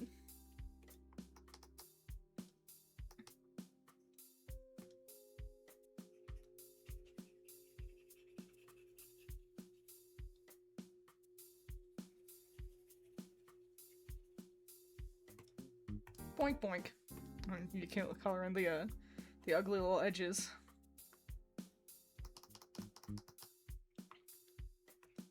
Cool. Magical. Oh shit, it doesn't have a skin. I'm like, great, I'm done.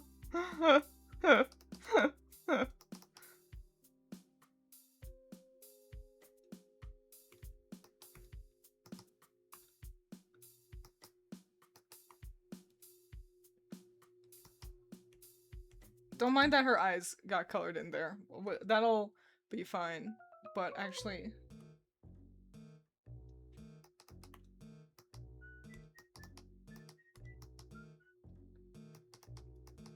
yeah.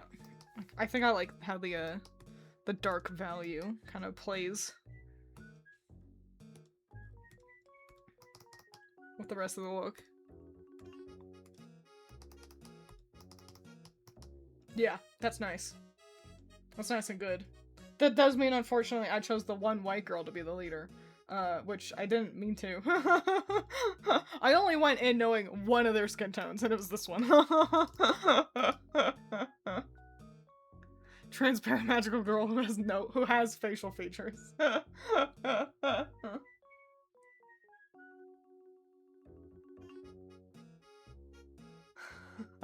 Twiins disapproves of the Sprinkles having conversations not with her and not about her.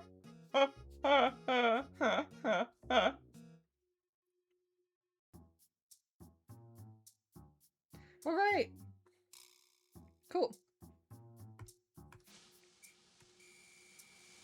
Let's make sure I save. I tend to save pretty dang religiously, but when you realize you like weren't paying attention to it, it's like, when did that happen? When did I save? I should save.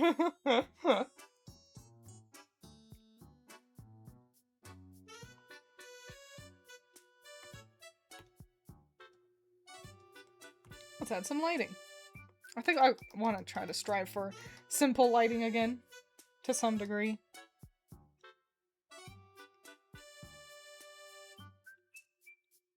The eternal quest to not add shadows literally everywhere all the time, constantly. And to the point that it's like, I rely so much on my line art, and then I add all these stupid dumb shadows. And it's like, so we don't need to do that, that's what the line art is doing. Line art is effectively the line of a shadow, you know? So, just get good, scrub. I am the scrub. I'm talking to myself.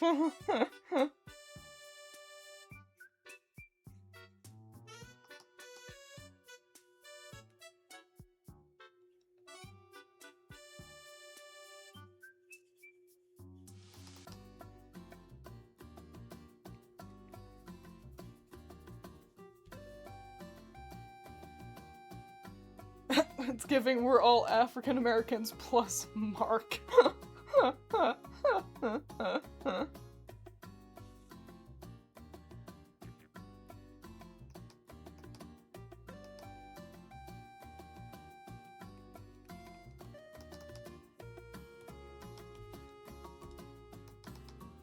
we go.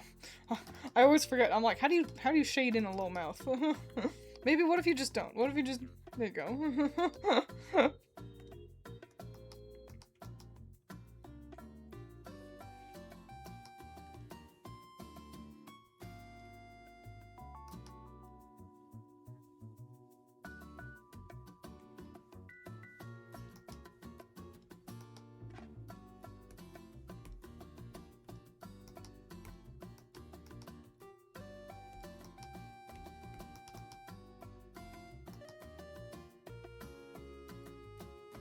Hoping the green shadows don't end up looking bad, you know?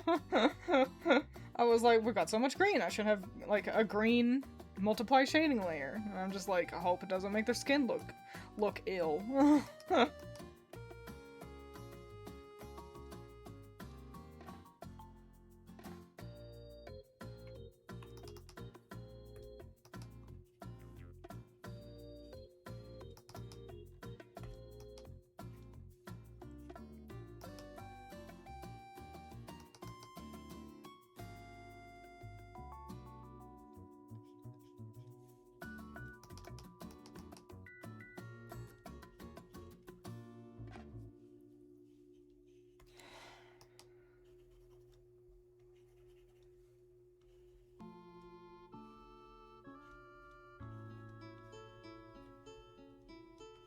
I'm not gonna talk about the Amazing Digital Circus. Twiins says right before talking about the Amazing Digital Circus. Like, I've given my thoughts on the show itself. I think it's fine, but frustrating. But that's not what I want to talk about. What I want to talk about is, basically, it feels like, and this is hyperbolic to a degree, but it feels like every day since the Amazing Digital Circus wrapped, I feel like I've gone on Twitter and in like the little news section, you know, where it tells you like what, you know, what's going on the internet for the day. The For You page, I guess, or whatever. I've seen Gooseworks says this thing is canon. Gooseworks mentions feeling like they should have done this thing more. Gooseworks shares more information about the plot that wasn't actually in the show, but she tweeted about it or made a Tumblr post about it, and I'm like, I'm so frustrated by that specifically. It's like, you had so much time and money to make your little cartoon, and you couldn't get any of this information actually in the fucking cartoon? Like, at this point, shut up. It's giving J.K. Rowling, which is a ludicrously, like, I don't want to, say that Gooseworks is like Rowling in any way. Rowling's a dookie. And Gooseworks seems like a fine person. But, you know, think about how J.K. Rowling, at first, before she became, a psychopath, was, like, almost infamous for just sharing information about the Wizarding World, like, just through Twitter. And how it was like, ain't you write the books? Why didn't you just put this in the book you wrote, actually? And it's just like, let people engage with your thing as it is. You can't keep going, oh, I wish I had explored Pomni's, anger management more. And it's like, okay, well, you didn't. So, like, now people are just, because what it does is people are going, see, this makes this really interesting now because and I'm like, but it's not canon. Gooseworks did not include this into her shitty little cartoon, so it's fucking not canon. Stop including, hey, new fun factoid about my cartoon. This character is like whatever, and it's like, oh wow, no, they're not, because you didn't fucking put that in the cartoon. If it's unimportant shit, sure. But huge, like, character development shit, you should have actually put it in your worthless fucking show that you actually wrote. Instead of being like, after the show wraps up, I'm gonna tweet about it every day and keep people talking about it. And it's like, get that bag, have people keep talking about your cartoon, but like, goddamn. I keep telling Twitter I'm not interested, and then it just keeps showing me more shit, and that's what's frustrating. And it's not because like I didn't like the cartoon enough. I don't like when any creator does this. Hey, fun fact, did you know we were supposed to, like, Ruby, I feel like, did that shit all the time. We were supposed to have this happen, but we ran out of time. And then fans run with it like, oh, well, then it's canon. And it's like, well, no, because it didn't happen. So it fucking isn't canon. It's like, so you can't pull out, oh, well, they said this was going to happen, so I'm gonna act like it just did for the sake of my shitty little, like, Ruby video or whatever. And it's like, but it didn't motherfucking happen! And that's it. That's all I really have to say about it, is I wish Gooseworks would just let their property exist. Like, you can't keep tweeting about your thing for forever. I mean, I guess you can, but eventually people aren't even going to watch the show to know anything about your stuff. And it's like, that's why you make a show. To tell your story. Like, in the show, like, that's why you make a cartoon, to tell all these things. And, you know, if it's not important enough to put in the actual fucking cartoon, then what are we doing here? You know, that's it. That's all I have to say, I guess. But yeah. I will say, it was pretty valid of them to be like, no, I'm not making, there's not gonna be more episodes. Because I do feel like the ending did feel like it kind of opened itself up to like, and then theoretically it just kind of could keep going, but in like a funny way, in like a funny kind of like a spin-off kind of deal. And so I think that one was like, yeah, no, there's not gonna be more. It's like, okay, cool, that's good to know, because it wasn't incredibly clear given how the cartoon ended. And I can certainly see why people would want the show to continue.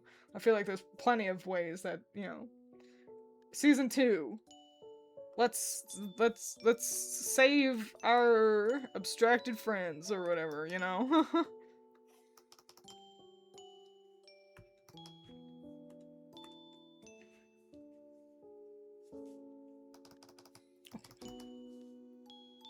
Yeah, kind of talking about the circus, but more so talking about the lack of death of the author.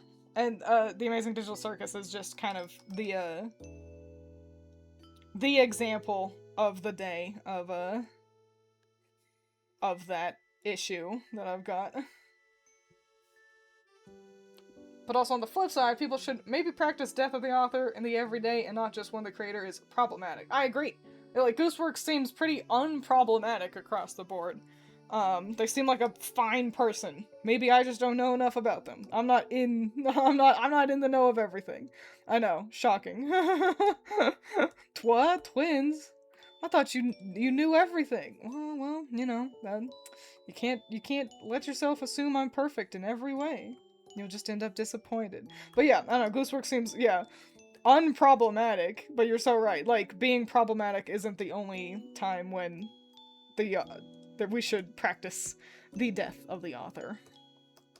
But that has, like, basically since the finale been my main criticism of Gooseworks as a creative, is being like, hey, stop, just let your fans engage with your thing. You did a fine job. I got problems with the Amazing Digital Circus, but at the end of the day, like, you did a fine job of presenting the narrative and story enough. You don't need to keep being like, yeah, and the wizards just shit themselves and then teleport the poop away. Like, you don't need to do that.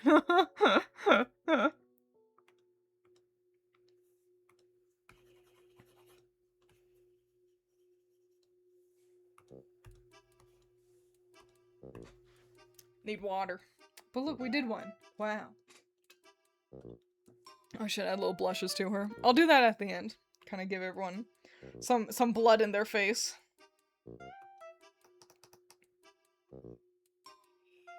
It's a weirdly ominous way of phrasing it, but it's too late now. I already said it.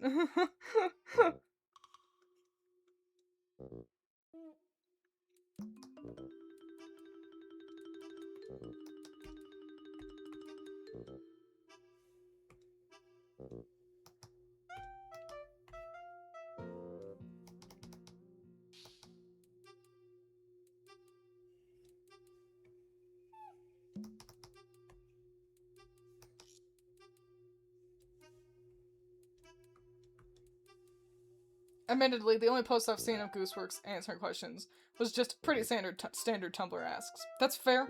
I think that still counts. Like, being on Tumblr doesn't automatically make it, like, okay, you know? But I am not on Tumblr, so I wouldn't know what the standard Tumblr asks have been. Or I guess that's a lie. I am technically on Tumblr exclusively to vote on the Sexy Man contest. I am absolutely devastated. The Tumblr Sexy Man for the year 2026. Devastated that Jareth from Labyrinth got voted out in round 3, I believe. Completely devastating. But that's alright. My 2 goats left. I've got Simon, the convict from Iron Lung. He's like my number 1, and my other number 1 is Tenna from Deltarune. I'm really frightened of the Stanley Pines. They're Stanley and Stanford, the Stans. I'm frightened of them. They have been absolutely decimating the polls, leaving a bloody mess in their wake. So, I'm scared of those ones, but we'll see what happens.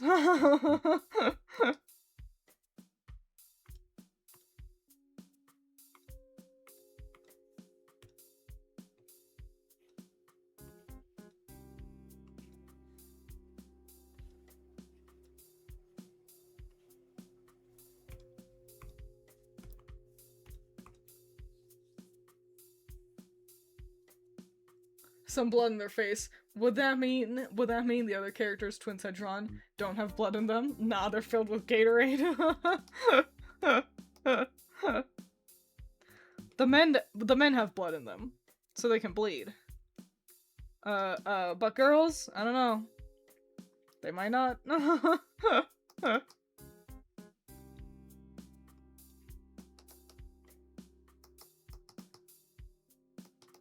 I feel like the green shading is working the least good on her. Her skin tone kind of oh my god, it's a big ass eraser. Yeah, her skin tone kind of really lets you see what color the shadows are. Where am I? There you go.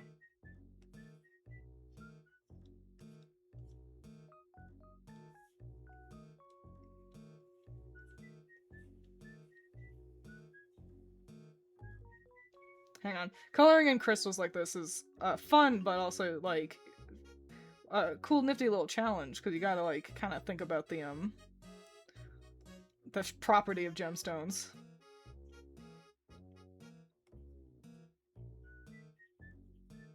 Cool. Alright, and that'll be more punchy once we get to add some like lighting to that.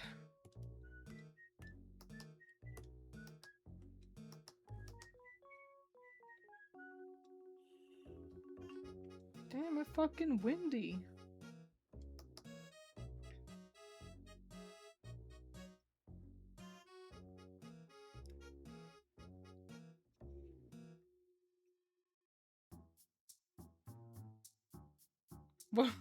Buddy, you're an old man, poor man, pleading with your eyes, gonna make you some peace someday. You got mud on your face, big disgrace. Somebody better put you back into your place. I didn't know that those were all the lyrics. I knew half of them. But, yeah, I always kind of just mumble my way through the middle. Alright,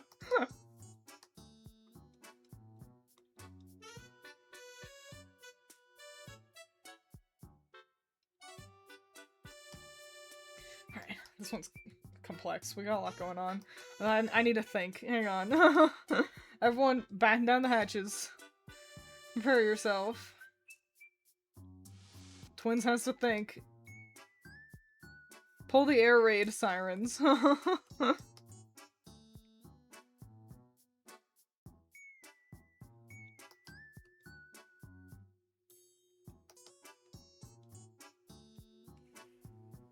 Okay, I think the thinking might be over. Okay, good. That looks alright. That's acceptable.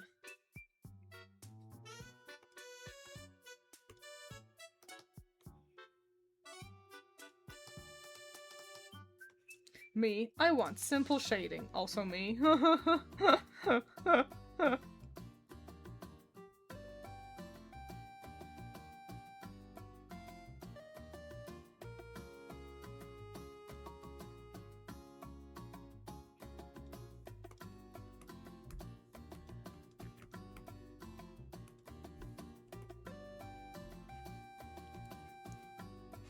Average stadium experience with that song, I think.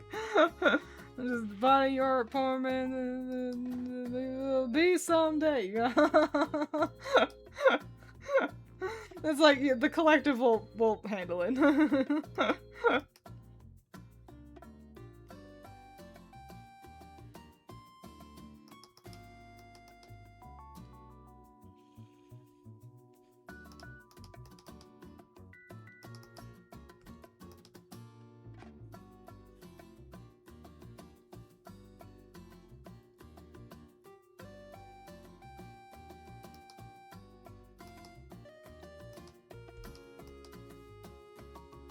Yeah, the thinking has to commence. Everyone look out.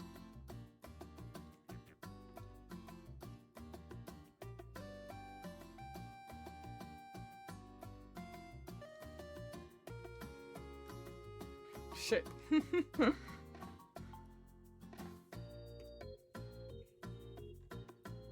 Okay.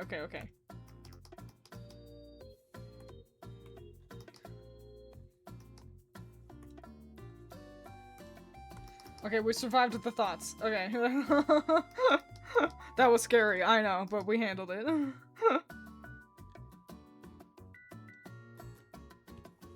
Karaoke stream when? I think, like, I like singing on my own.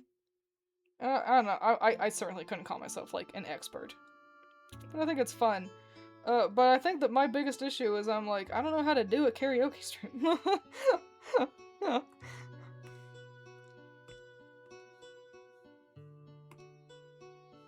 Also, I don't know. I feel like, as someone who enjoys music, like, singing is fun. That doesn't mean other people would want to watch me. And, yeah, that's not to be like, oh, I'm not even that good. It's like, no, it's like as a viewer. You know, if I jump into a karaoke stream and they're, I don't know, if I'm like, oh, this isn't very good, you know? It's like, you gotta be able to sing good enough to entertain somebody. With just your singing. And that's hard. And I'm like, oh, I don't think I can do that. At that point, that's just a just chatting stream, but every now and then I sing, I kind of sloppily sing along with something instead of reading chat. And, I don't know, I don't drink enough to do that.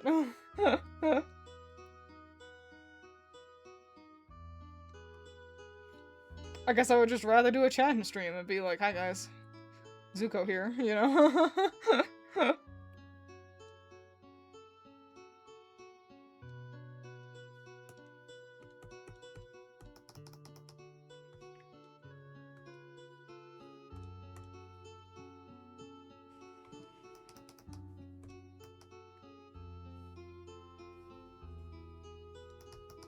There we go. Nice. 2 down. Concerned she's not good or bad enough. Shame. Good for you, but also a shame. It doesn't help that a lot of the songs, so first of all, I like listening to a lot of Japanese songs, so it just means that my, like, repertoire is a little limited, because I can't sing along to the Japanese songs. But also, I don't know, I just feel like my playlist would be, it'd be a bunch of shit you guys don't even, like, know, or, like, oh, hang on, half her face isn't even colored in. I'll have to make sure I go back and add that in.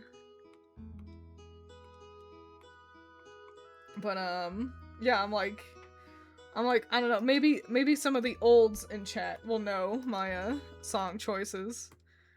But it's like, how many of you know about fucking Bat Out of Hell, you know? I'm not saying, oh, I'm so very special because I have such a niche catalog of music I like to listen to, but instead it's just like, I don't know, I don't listen to Dua Lipa. But I feel like my chat runs young enough that you all would be like, could you sing Dua Lipa? And I'd be like, no. No, I don't know any of her songs. I know her name. I also, knowing you guys, you'd be like, could you sing K-pop Demon Hunters? Shit like that. And it's like, no. You know I don't watch movies. You know I can't sing Korean. No, I can't sing the Japanese Miku songs. No, you don't know the English Miku songs. So yeah, it would just be Twiins sings her weird collection of old shit to an audience who doesn't know this song and doesn't care.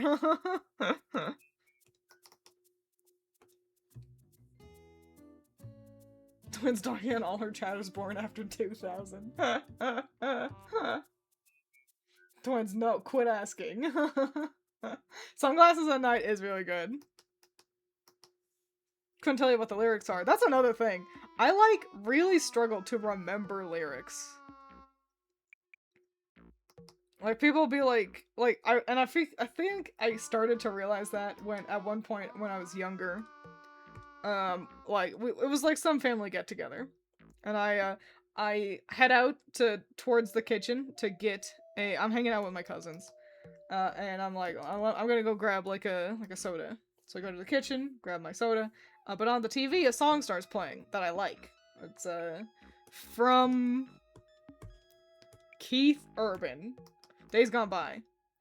But I'm like, oh, I really like that song. So I sit down and I just, watch, Keith Urban sing Days Gone By. And then, that finally wraps up, and I get up and I return to hanging out with the cousins. And they're like, where were you? And I was like, oh, I was listening to a song. And they were like, what song was it? And even though I had just listened to it, it was a song I actively liked and chose to sit there and listen to. I couldn't remember any of the lyrics to tell them what the name was. I was like, what song was it? I don't know. And that was when I kind of figured out that I'm just kind of bad at remembering lyrics. So, yeah, just another thing. And, karaoke has the lyrics in front of you, but, I don't know. I feel like it's most fun and best when you can sing along with a song that you do know the lyrics to. If you know the lyrics, it's like, I don't know, you get to lean in. You know when to breathe, you know when to, like really lay it on thick. All that jazz. Well, those are my opinions on karaoke. You know what's something? This is tangentially related. Something I realized? Mr. Brightside, a song I do know all the lyrics to. And it's because it has one verse, one chorus, and then it just repeats that same verse, same chorus. Coming out of my cage and I've been doing just fine. Gotta be damned because I want it all. Started out with a kiss, how did it end up like this? It was only a kiss. It was only a kiss. Now they're falling asleep, and she's calling a cab. One's having a toke, and she's taking a drag. And they're going to bed, and my stomach is sick, and it's all in my head because she's touching his dick. No, chest, now. And then it just, does the chorus. And then it just goes right back into coming out of my cage, and I've been doing just fine. It's the exact same verse, exact same chorus, just twice in a row. And it slaps so hard that no one even cares. So I guess that's the secret to songwriting. Write one hook that's so amazing, that can be the whole song. Another example, tequila. Just speed reading the lyrics. Know any Phantom of the Opera? I don't. I actively don't like Phantom of the Opera. I've heard music from it, and every time I've been like, this is mid.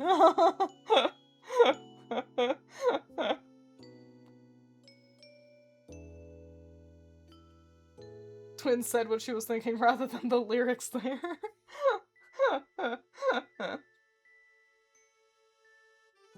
Oh, you mean Mr. Brightside? I replaced it with Mr. Blue Sky. That is another pretty good one. That's a tough one to sing along to, just because it's so long. But the reason you would ever want to sing along to Mr. Blue Sky is so you can clap along to the leading into the choruses. There's like 4 really hard beats that are fun and good, and so you would that's the thing. Playing with percussion's the best part. That's my running theory. All the best songs, they have good percussion, and that's what makes them the best. And I can prove it too. Listen to any good song, and it's like, yeah, listen to that drum. That's good. Hey, that was a pretty good percussion that song's got, isn't it?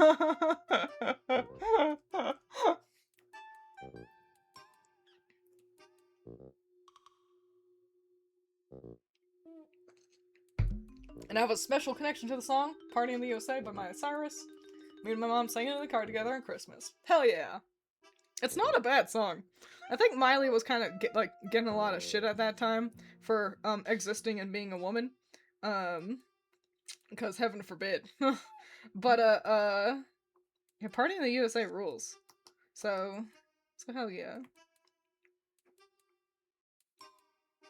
I think it kind of came back in the popularity of it all with Pitch Perfect. And there was an emotional scene in Pitch Perfect that included Party in the USA, which was pretty cute. The movie is trash, but like the first one's good trash, and then all the others are bad trash. That's my official review of Pitch Perfect, the franchise. I also can't believe in one of them they got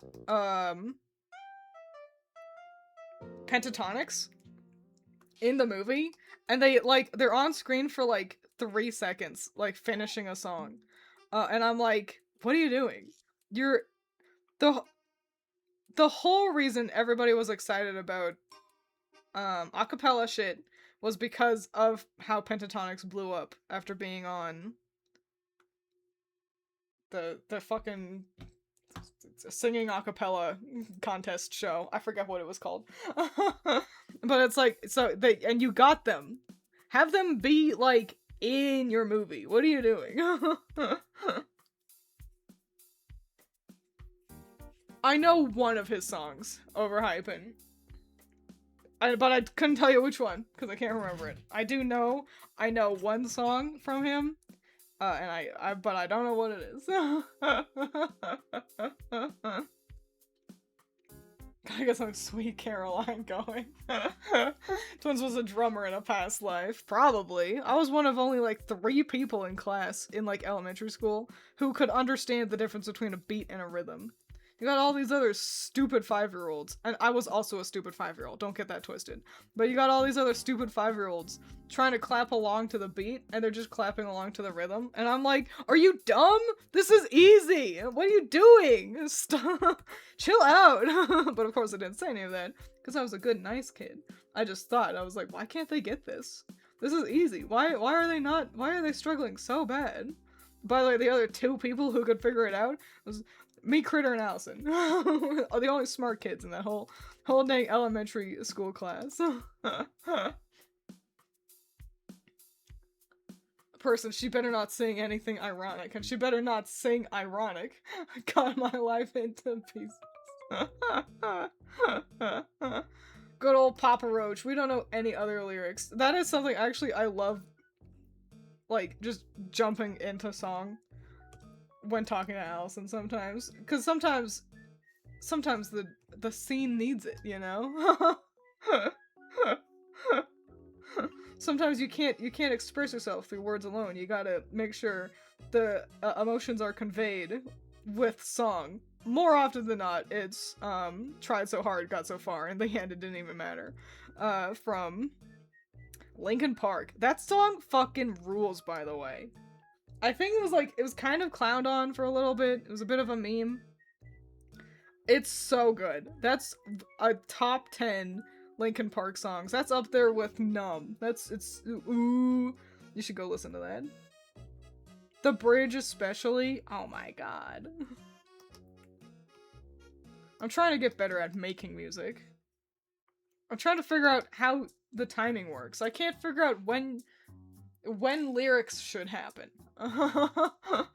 In relation to, like, the tempo. I can't, I don't know, I've made so many songs, and every time I'm like, now what did I do? And I'm like, I don't know, I just blacked out, and the rhythm took over.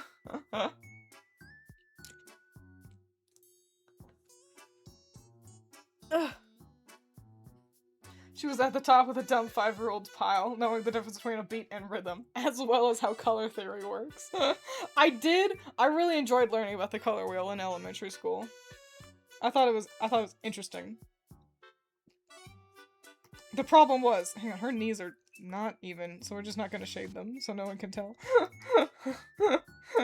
The problem is that, like, 1, I didn't take a lot of, art classes in school, really.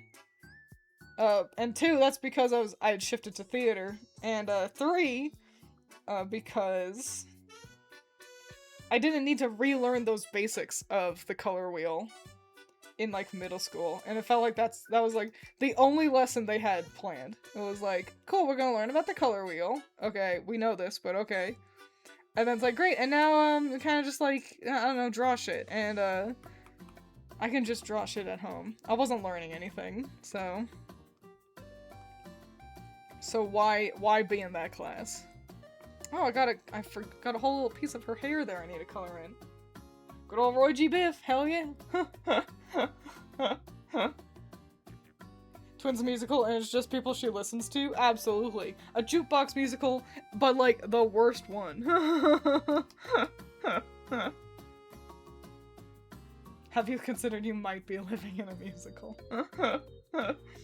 I certainly hope it's one of those musicals where everything ends with, like, a dance party and not, like, somebody crying in the rain. And then it's like, and curtains. You know?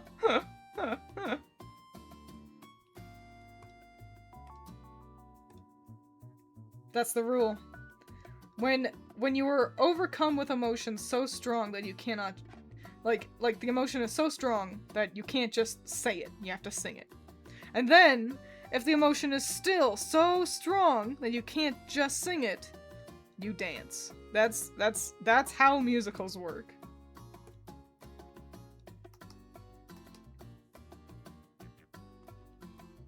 So if someone jumps into dance, that's when you know it's like, oh shit, things are getting real.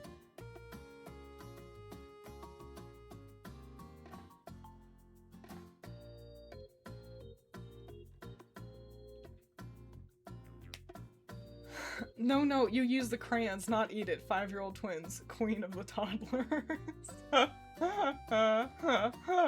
Play What's New Pussycat 27 times. I like that song. I do know what you're referencing. That's a great John Mulaney bit. Yeah. What's New Pussycat? That stuff's for being like from like the goddamn like 50s or whatever. Spicy stuff. Pussycat, pussycat, I love you. Yes, I do. You and your little pussycat nose. And then that's it. Then he just like kind of lists other pussycat features that he loves. I know it doesn't sound spicy, but it is. You gotta listen to the song. You gotta trust me.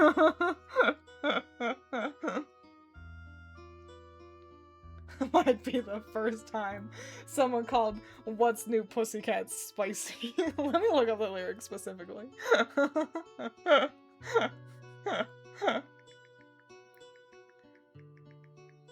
I think the way you present it, I think has to, like, matters a lot.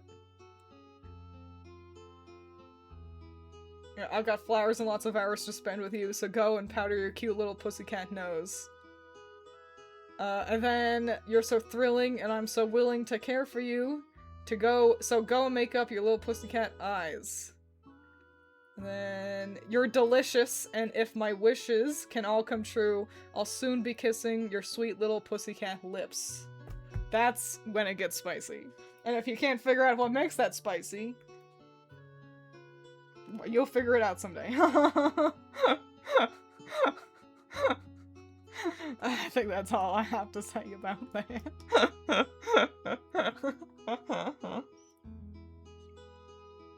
Twinsync to this day still commands authority over toddlers. I mean, it's true. Look at you guys. Sorry to rag on you there. I do need to color that part in. I'll get back to it. I should focus on the hair. I should get the hair figured out.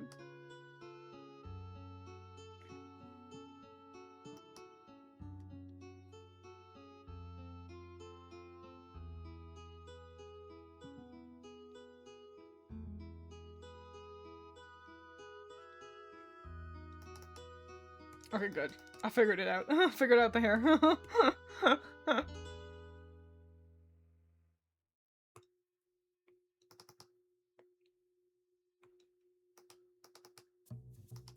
Now that they're all colored in, who's everyone's favorite, by the way? 3, man, look at that. 4 green magical girls. And they're totally different. It's so nice. It looks so good. This is why you make art. You make art because it makes you happy. I was feeling kind of down the other day. I was like, man, my art's just like not good enough. I don't know how to improve. I don't know how to, like, I want this to be my job. I don't want to, damn, I got all this shit I didn't even color in. I don't want to be, I like making my YouTube videos, you know, but I don't want to be a YouTuber. I want to be an artist, you know? I want to have that be my main source of income. And I can't expect that to happen anytime, like tomorrow, you know? That takes time. It's been kind of a sort of a side thing for so long, which is fascinating, because for so long I've been like, I wish I was at home drawing my comics, and then I get home and then I just work on YouTube videos. So I don't know, I've got it in my head that I'm gonna, like, actually do art more. I want to do art more. And I already have been, and I've been having a great, cool, fun time. Anyway, I was feeling really down about my art though. I was just in my head, and I'm like, it's not good enough what I'm doing. I can't make a living off of this.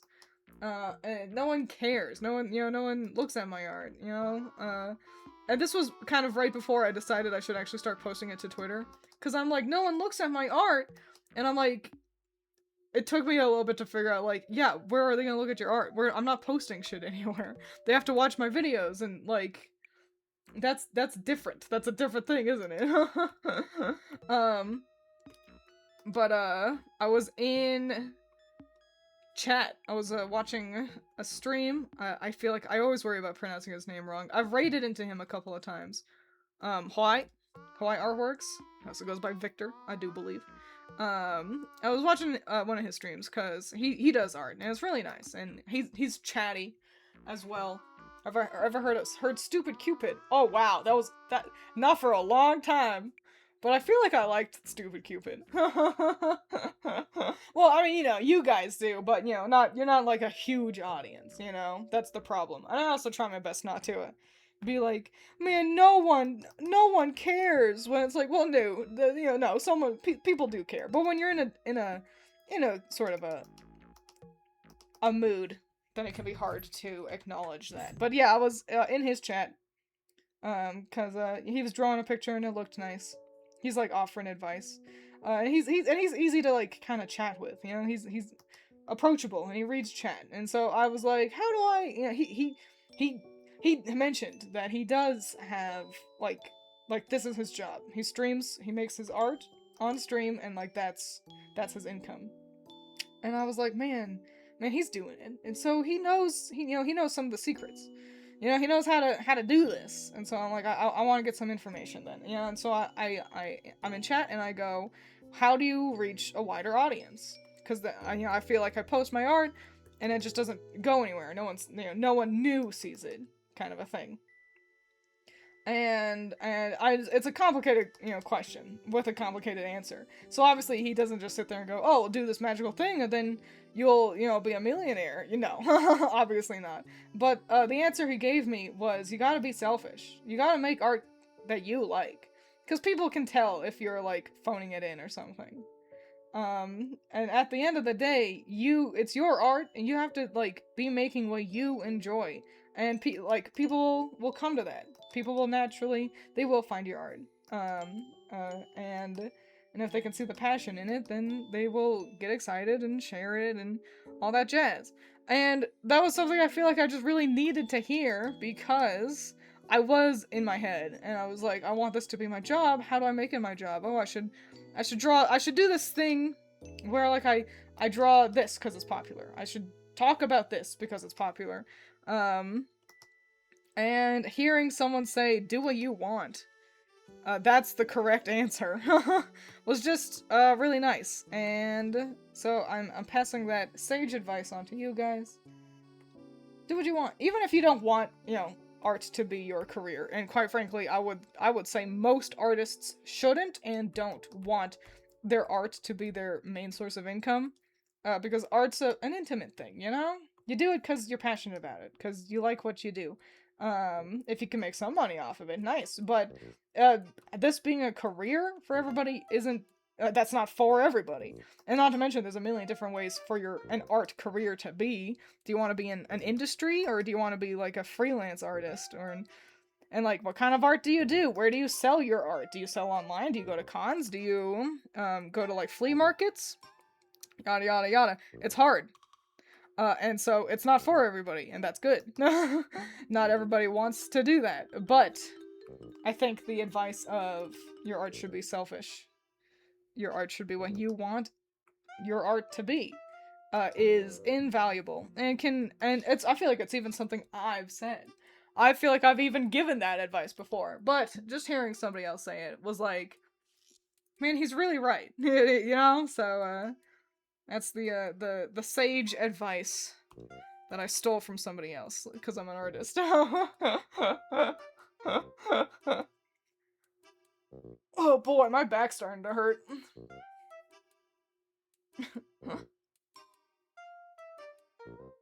Top left is definitely still, pink-haired one is my favorite. Top left is definitely still my favorite, but Miss Avocado Stick is a close second. 1, 3, 2, 4, 2. She's pretty good. I feels like everyone likes pink hair a lot, and I so get why. Yellow will be interesting because I feel like there are fewer good shades of yellow to play with. It'll just be more, almost like either more limiting or more varied, depending on how I choose to approach it. Especially since, yellow is a different color from orange, and I feel like it's easy to kind of supplement yellow with orange, but they are different. So, I don't know, I've got my work cut out for me, and it'll be fun. Draw what you like. So, I get to draw a pregnant bowling ball? Why the fuck not? You don't need to share with the class. You can, but yeah, as long as you ain't hurting nobody, draw what you like. Because at the end of the day, if no one else is seeing your art, like for real, you are. So play to the audience, you know? You're the only guaranteed eyes for your art.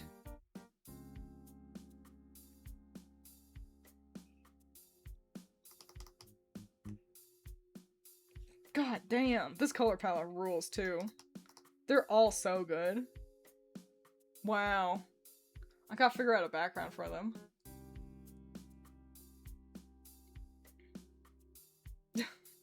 Twiins encourages you not to hurt people, except those who deserve it, of course. That's nice, sweetie. Yeah, I was like, listen, I started reading it, and I read the words pregnant bowling ball, and then I looked down, and because I was afraid of where else that comment could go. I was like, I don't want to read weird shit today. Ceriza's pretty chill. I will support them in their pregnant bowling ball endeavors. But I don't necessarily need to hear about it.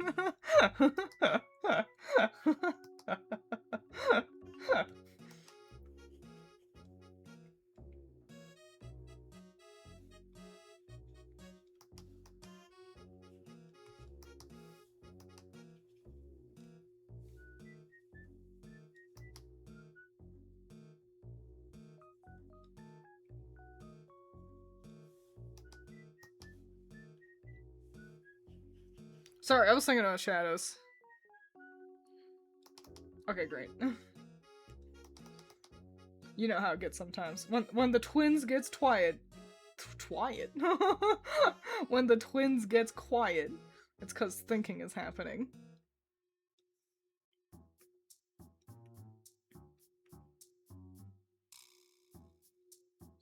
And if Twiins tries to talk while the thinking is happening, then she says shit like the Twiins gets quiet.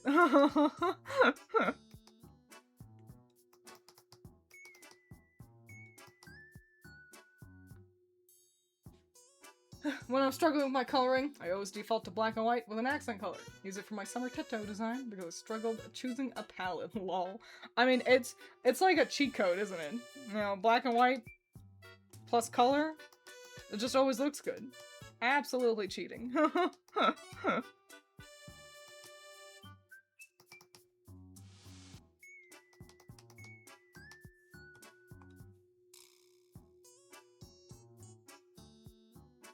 One day, I'm gonna comment something so outlandish. Yeah. Ceriza's final comment. Yeah. How did you get banned from Twiins Inc? She's really, like, lenient and stuff. Yeah,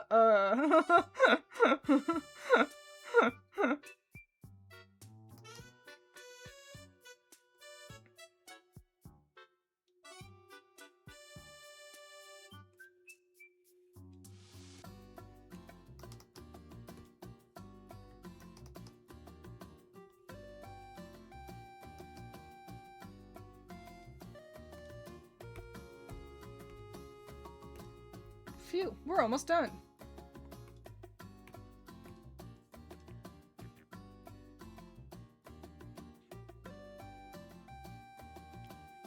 The bowling ball was the beginning of the end, Teresa.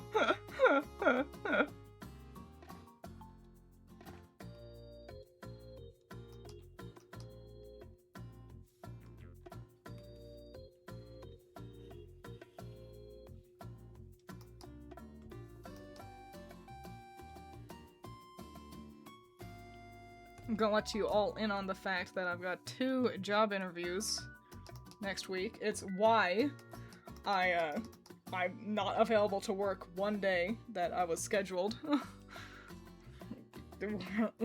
So it's fine. I'll figure it out. I literally cannot go in at all. Let's get those colors that I was missing. So here's hoping. One of those is cool and they also like me. And that's all there is to say about that, I guess. I would say lend Goku your energy, but I don't know, previously when I'd asked you to give me your energy, I like didn't get any callbacks from jobs, so maybe just, you can keep your energy. I don't need your energy. There we go.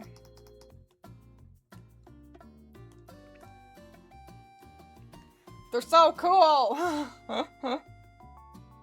What's the position? Inside. Inside and sitting down. Those are the 2 things that I'm tired of standing all day. And admittedly, I am inside, but I don't know, my previous job had me right next to a giant bay door, so basically outside. Hot all the time, and then cold all the time. It was, so yeah, I want to be able to sit. And so here's hoping. Golly, they are cute. I think the shadows are a little heavy. I think we can make them... There we go.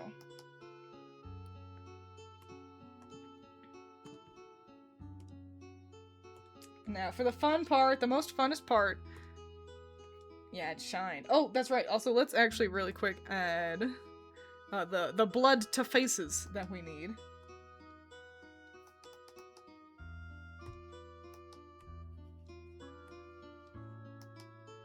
Oh my gosh, what a cootie.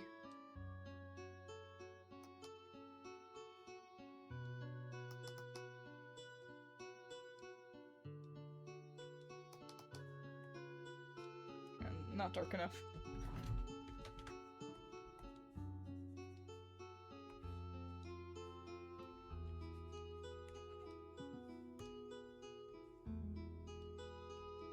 That's the secret, Captain. You do the blushes on its own layer so you can erase anything that goes where it doesn't belong. Nice. Alright, great. Cool. Alright, let's add that shine.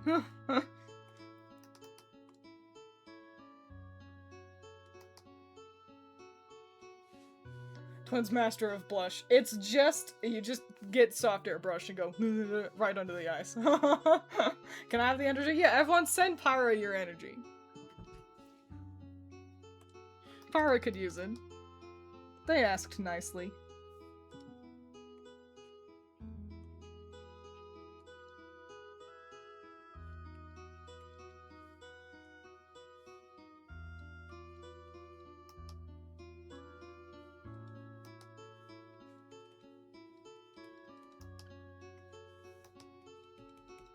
The duality of yippee, yippee, making the hair shiny, yay, and okay, how much is too much? Cool.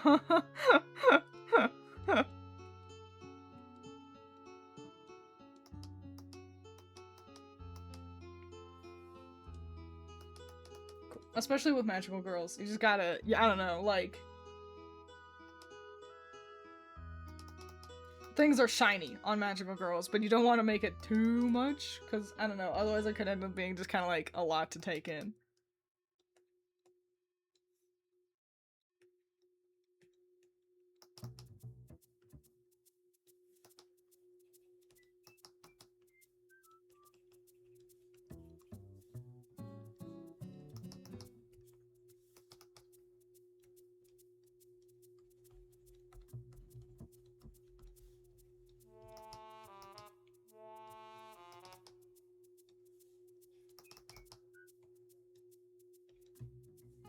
Hell yeah.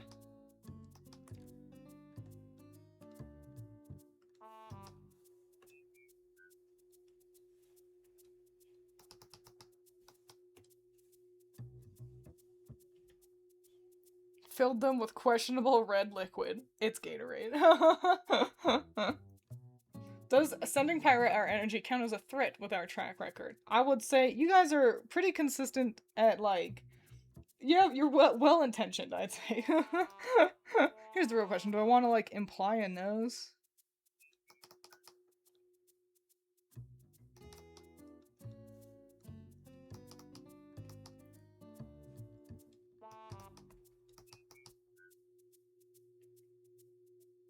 Yeah, we'll imply a nose.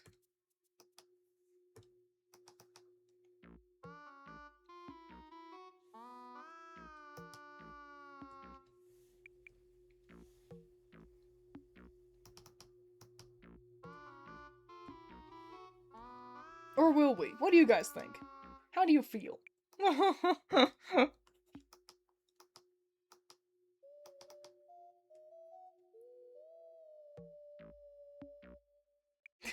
They got no noses. Can't sniff out yummy treats.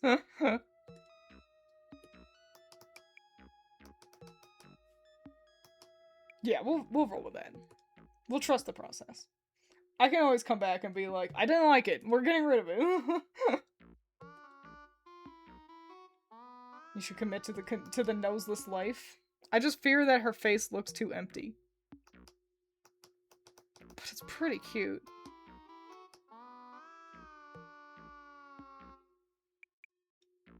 Okay, I'll mosey forward. We'll see how we feel.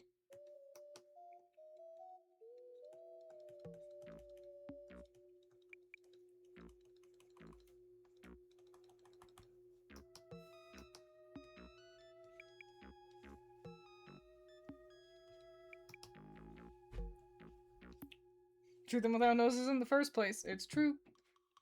It's such a conundrum. I like noses. I like big noses, especially on, like, my male characters. But I feel like every time I draw a nose, I ruin it.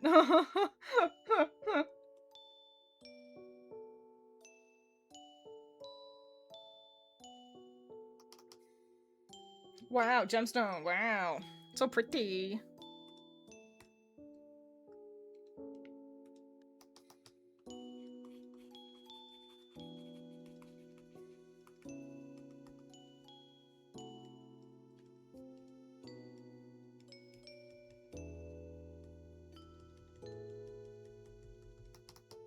As you can tell, we're implying, like, a silky texture on the ribbon.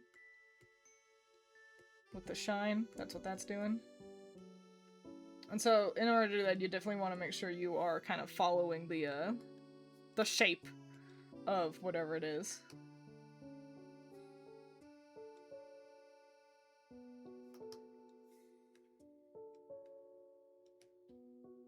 I think that's something new artists can struggle with. So it's valuable to try to learn how to, like, draw the shape of something, you know? Like, and I can give an example once I get all this purple down. Nice. I remember in college, one of our first, this was like like 101 class too, so one of our first assignments was draw an apple and then draw lines down the apple to imply its depth. So, and I think we had actual, like, fruit in front of us to use as a reference. I saw a lot of people do this. And it's like, no. Apples are round. The line goes down and then comes back in. You know? And that's what, you know, you're trying to do. You want to imply that dimension.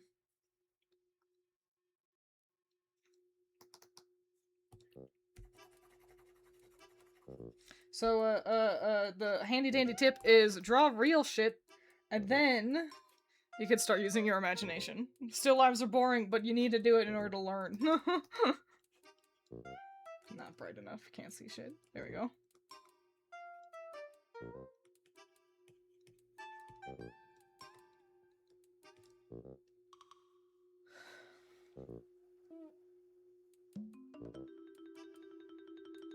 If you think about it, a nose is a pocket.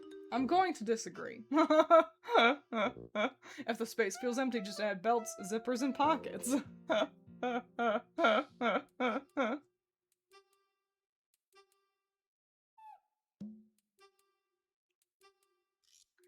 always reminds you to save the imagination for after the perspiration. Yeah, you know what? Put that on my gravestone.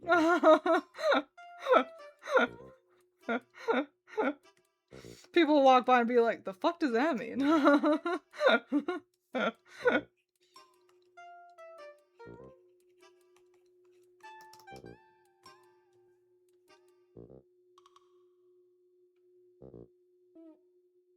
Oh, cool. Great. She's done. And now... Something I learned recently is shadows are more muted, and light is more saturated. So you kind of want your shadows to wander towards, you're on my triangle here, towards this wall, the gray dark wall, and then you want your lights to, and like I feel like I've already known that, but like for even my nude changes, like obviously for shading her hair, like adding shine, I'm not gonna make it super bright like that. That looks not horrible, but not really what I'm going for. But yeah, I want to just wander towards saturated. So there you go. That's a handy dandy tip I learned. Oh, another plant dug appears. I had him earlier too. There he is.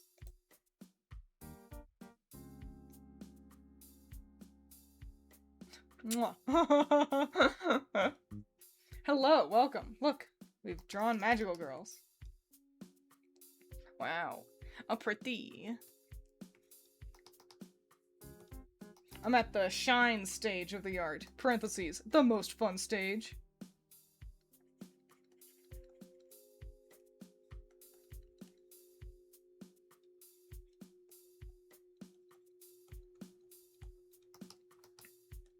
So you've showed up at just the right time.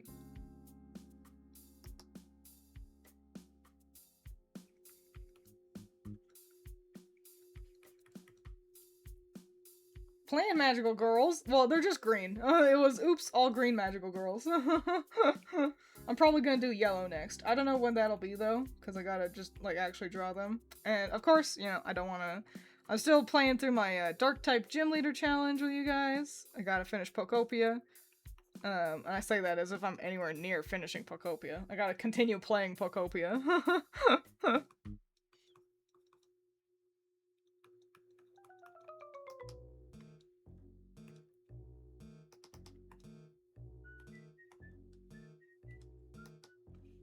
No.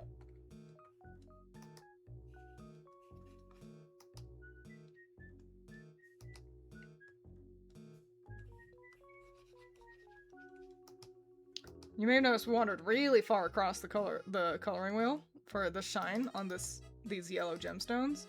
And actually, maybe we wandered a little too far. But it's because, since yellow is already so bright, it's hard to add shine to stuff like this. Because, like, there's just not a lot of, like, value variation at our disposal. So, we're wandering all the way across the color wheel here to imply that it's picking up the light from her green clothing.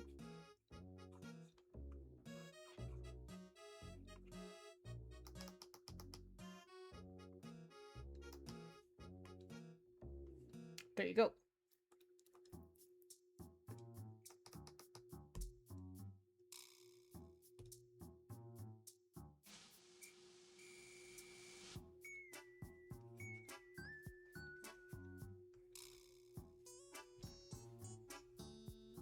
Twiins will finish Pokopia in early 2028. I had an unexpected shift at noon for my new cleaning position I picked up at my current workplace. Only my second day, but I think I'm getting the hang of things. Way to go, you. Took a shower. When I got home, it's been a while folding laundry, so I completely missed the stream notification. That's alright. Just been me drawing away, jabber-jawing as I do. It's swell to see it still made it in, though.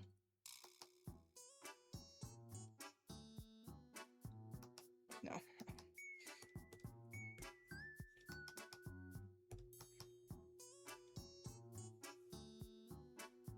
God damn, they're all so cute. I've done an excellent job! Not to toot my own horn, but... but...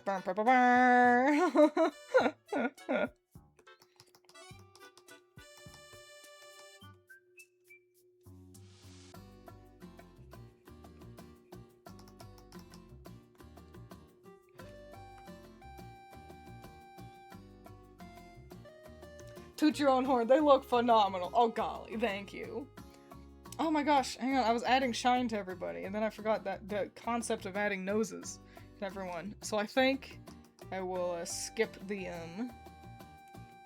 implied nose shine.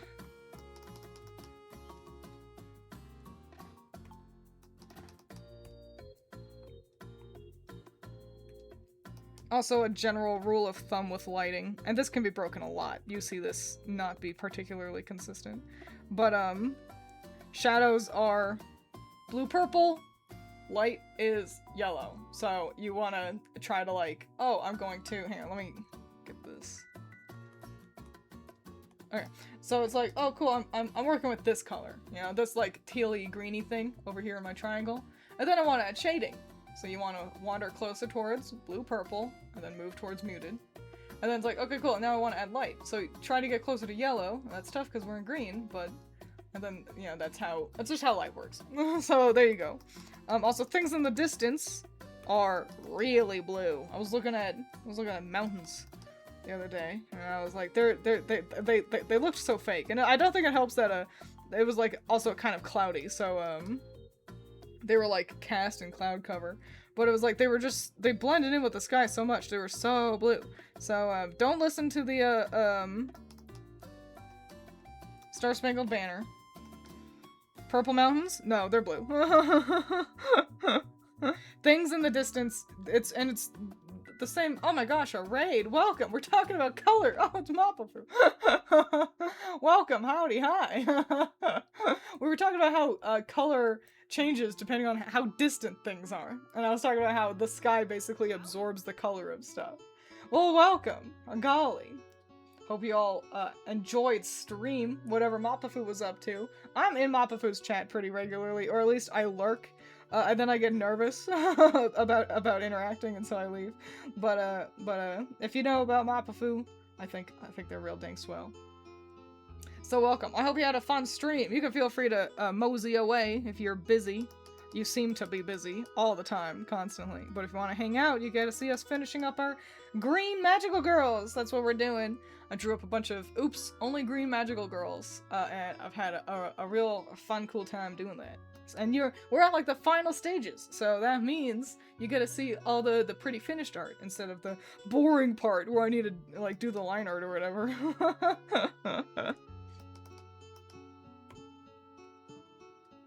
Yeah, giving handy-dandy tips on how to draw distance stuff, which is just making more blue. They're looking good. Thank you! What were you doing? I feel like you were just here, too. That's the surprising part. I guess you kind of popped in at the beginning of stream. I've been going for a little while. But, yeah, what Raiders, what were you all doing over at Mapafu's channel? Because also, I feel like Mappo's, like, fucking... played 4 different games today, and they've all been streamed. I feel like I saw you live last night, playing something, and then you were like still live this morning when I got up, and then then you were doing something else again later. Just the world's busiest Goyle.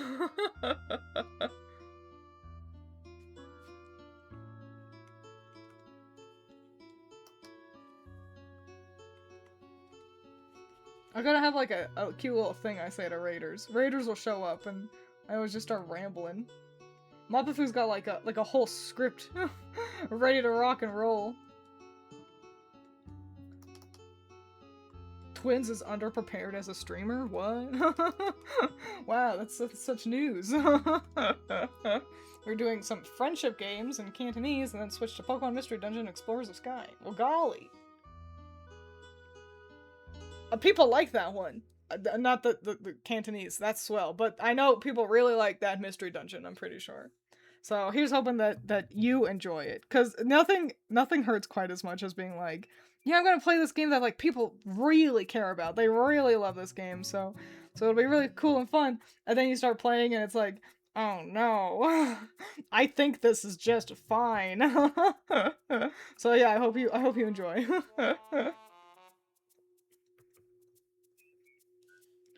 It's one of my favorites. Okay, good. Will the gals also be stickers? Probably. Maybe not right off the bat. Maybe give them a little bit of time of hanging out in my folders. Because it's a little time consuming making stickers, genuinely. Just because, like, you gotta upload the file, you gotta get all the information. So I can absolutely make them stickers. I think they're totally cute enough that they could be. I'm just also thinking, like, what else do I want to do with them? Do I want to make like a mega poster of all of them? Like all of them? I don't know. I'll have to figure it out though. Do I want to put them on a hoodie and just like buy my t-shirt, it's just got a shitload of magical girls. I don't know, I could do that.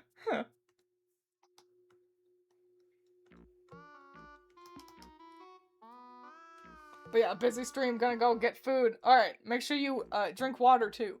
And maybe have like a vegetable. Or a fruit. Fruits are alright, you could do that too. And we're gonna get all fancy with her light here.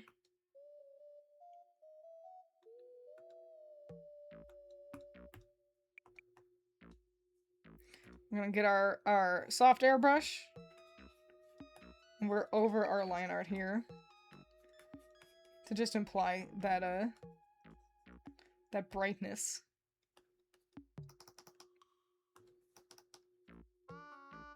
There you go. That's how you make light. Wow, pretty girls. So cute. Who's your favorite? It's tough to pick a favorite. They're all really dang good.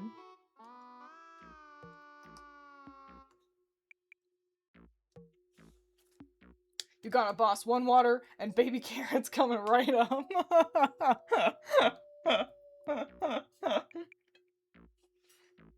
Everybody go eat your goddamn water. Pink hair? Pink hair is really good. I think they're all pretty dang nice. I gotta be honest. Let's add a bit of a border to them. Help them pop a little bit. And then slap a background back there. Been snacking on baby carrots so much lately. You're not gonna have to need your glasses. You're gonna be able to just see in the dark from all the carrots. Did anyone else ever hear that growing up? Carrots are good for your eyes. They make you can see. And it's like, no, no, get out of here. No, they don't magically make it so you got night vision.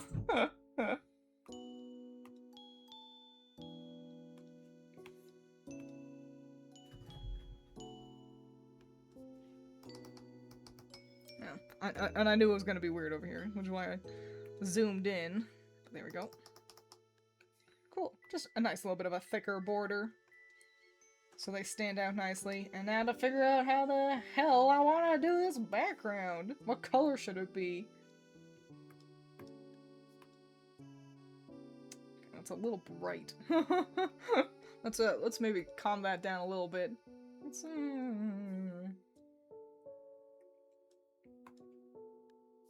there we go. And then let's get a soft airbrush of a gradient back there. Hell yeah. And let's add some green. Green sparkles, green lights.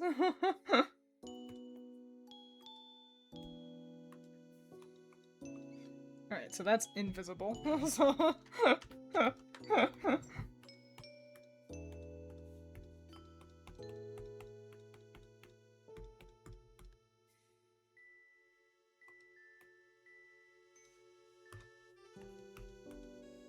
Also invisible.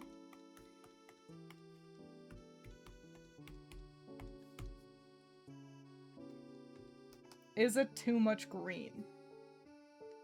Maybe.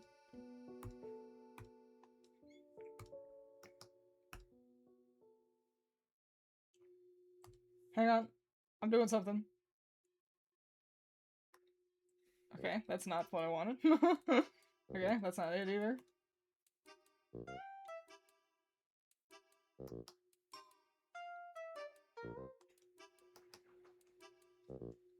Okay, yeah, there we go.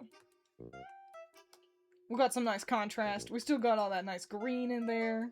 Hell yeah. Oh my gosh, they're so dang cute! Adios, Cereza. Glad you were here to see the final result. I heard they dye old carrots to make baby carrots in the US. Really? Fascinating. It feels like an unofficial way to do it, but I see no reason to be like, yeah, I mean, no, you're lying, you know?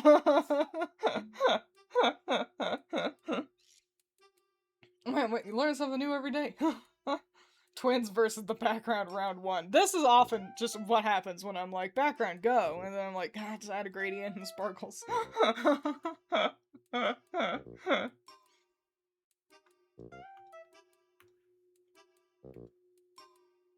Oh, that's better. Alright, alright. I got him. I got it down. I got it, don't worry. Oh my god, it's even better.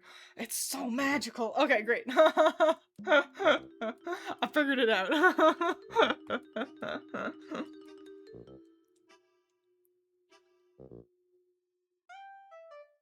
When you start relating to Steven from his arc in Steven Universe Future, you know it's bad. Damn.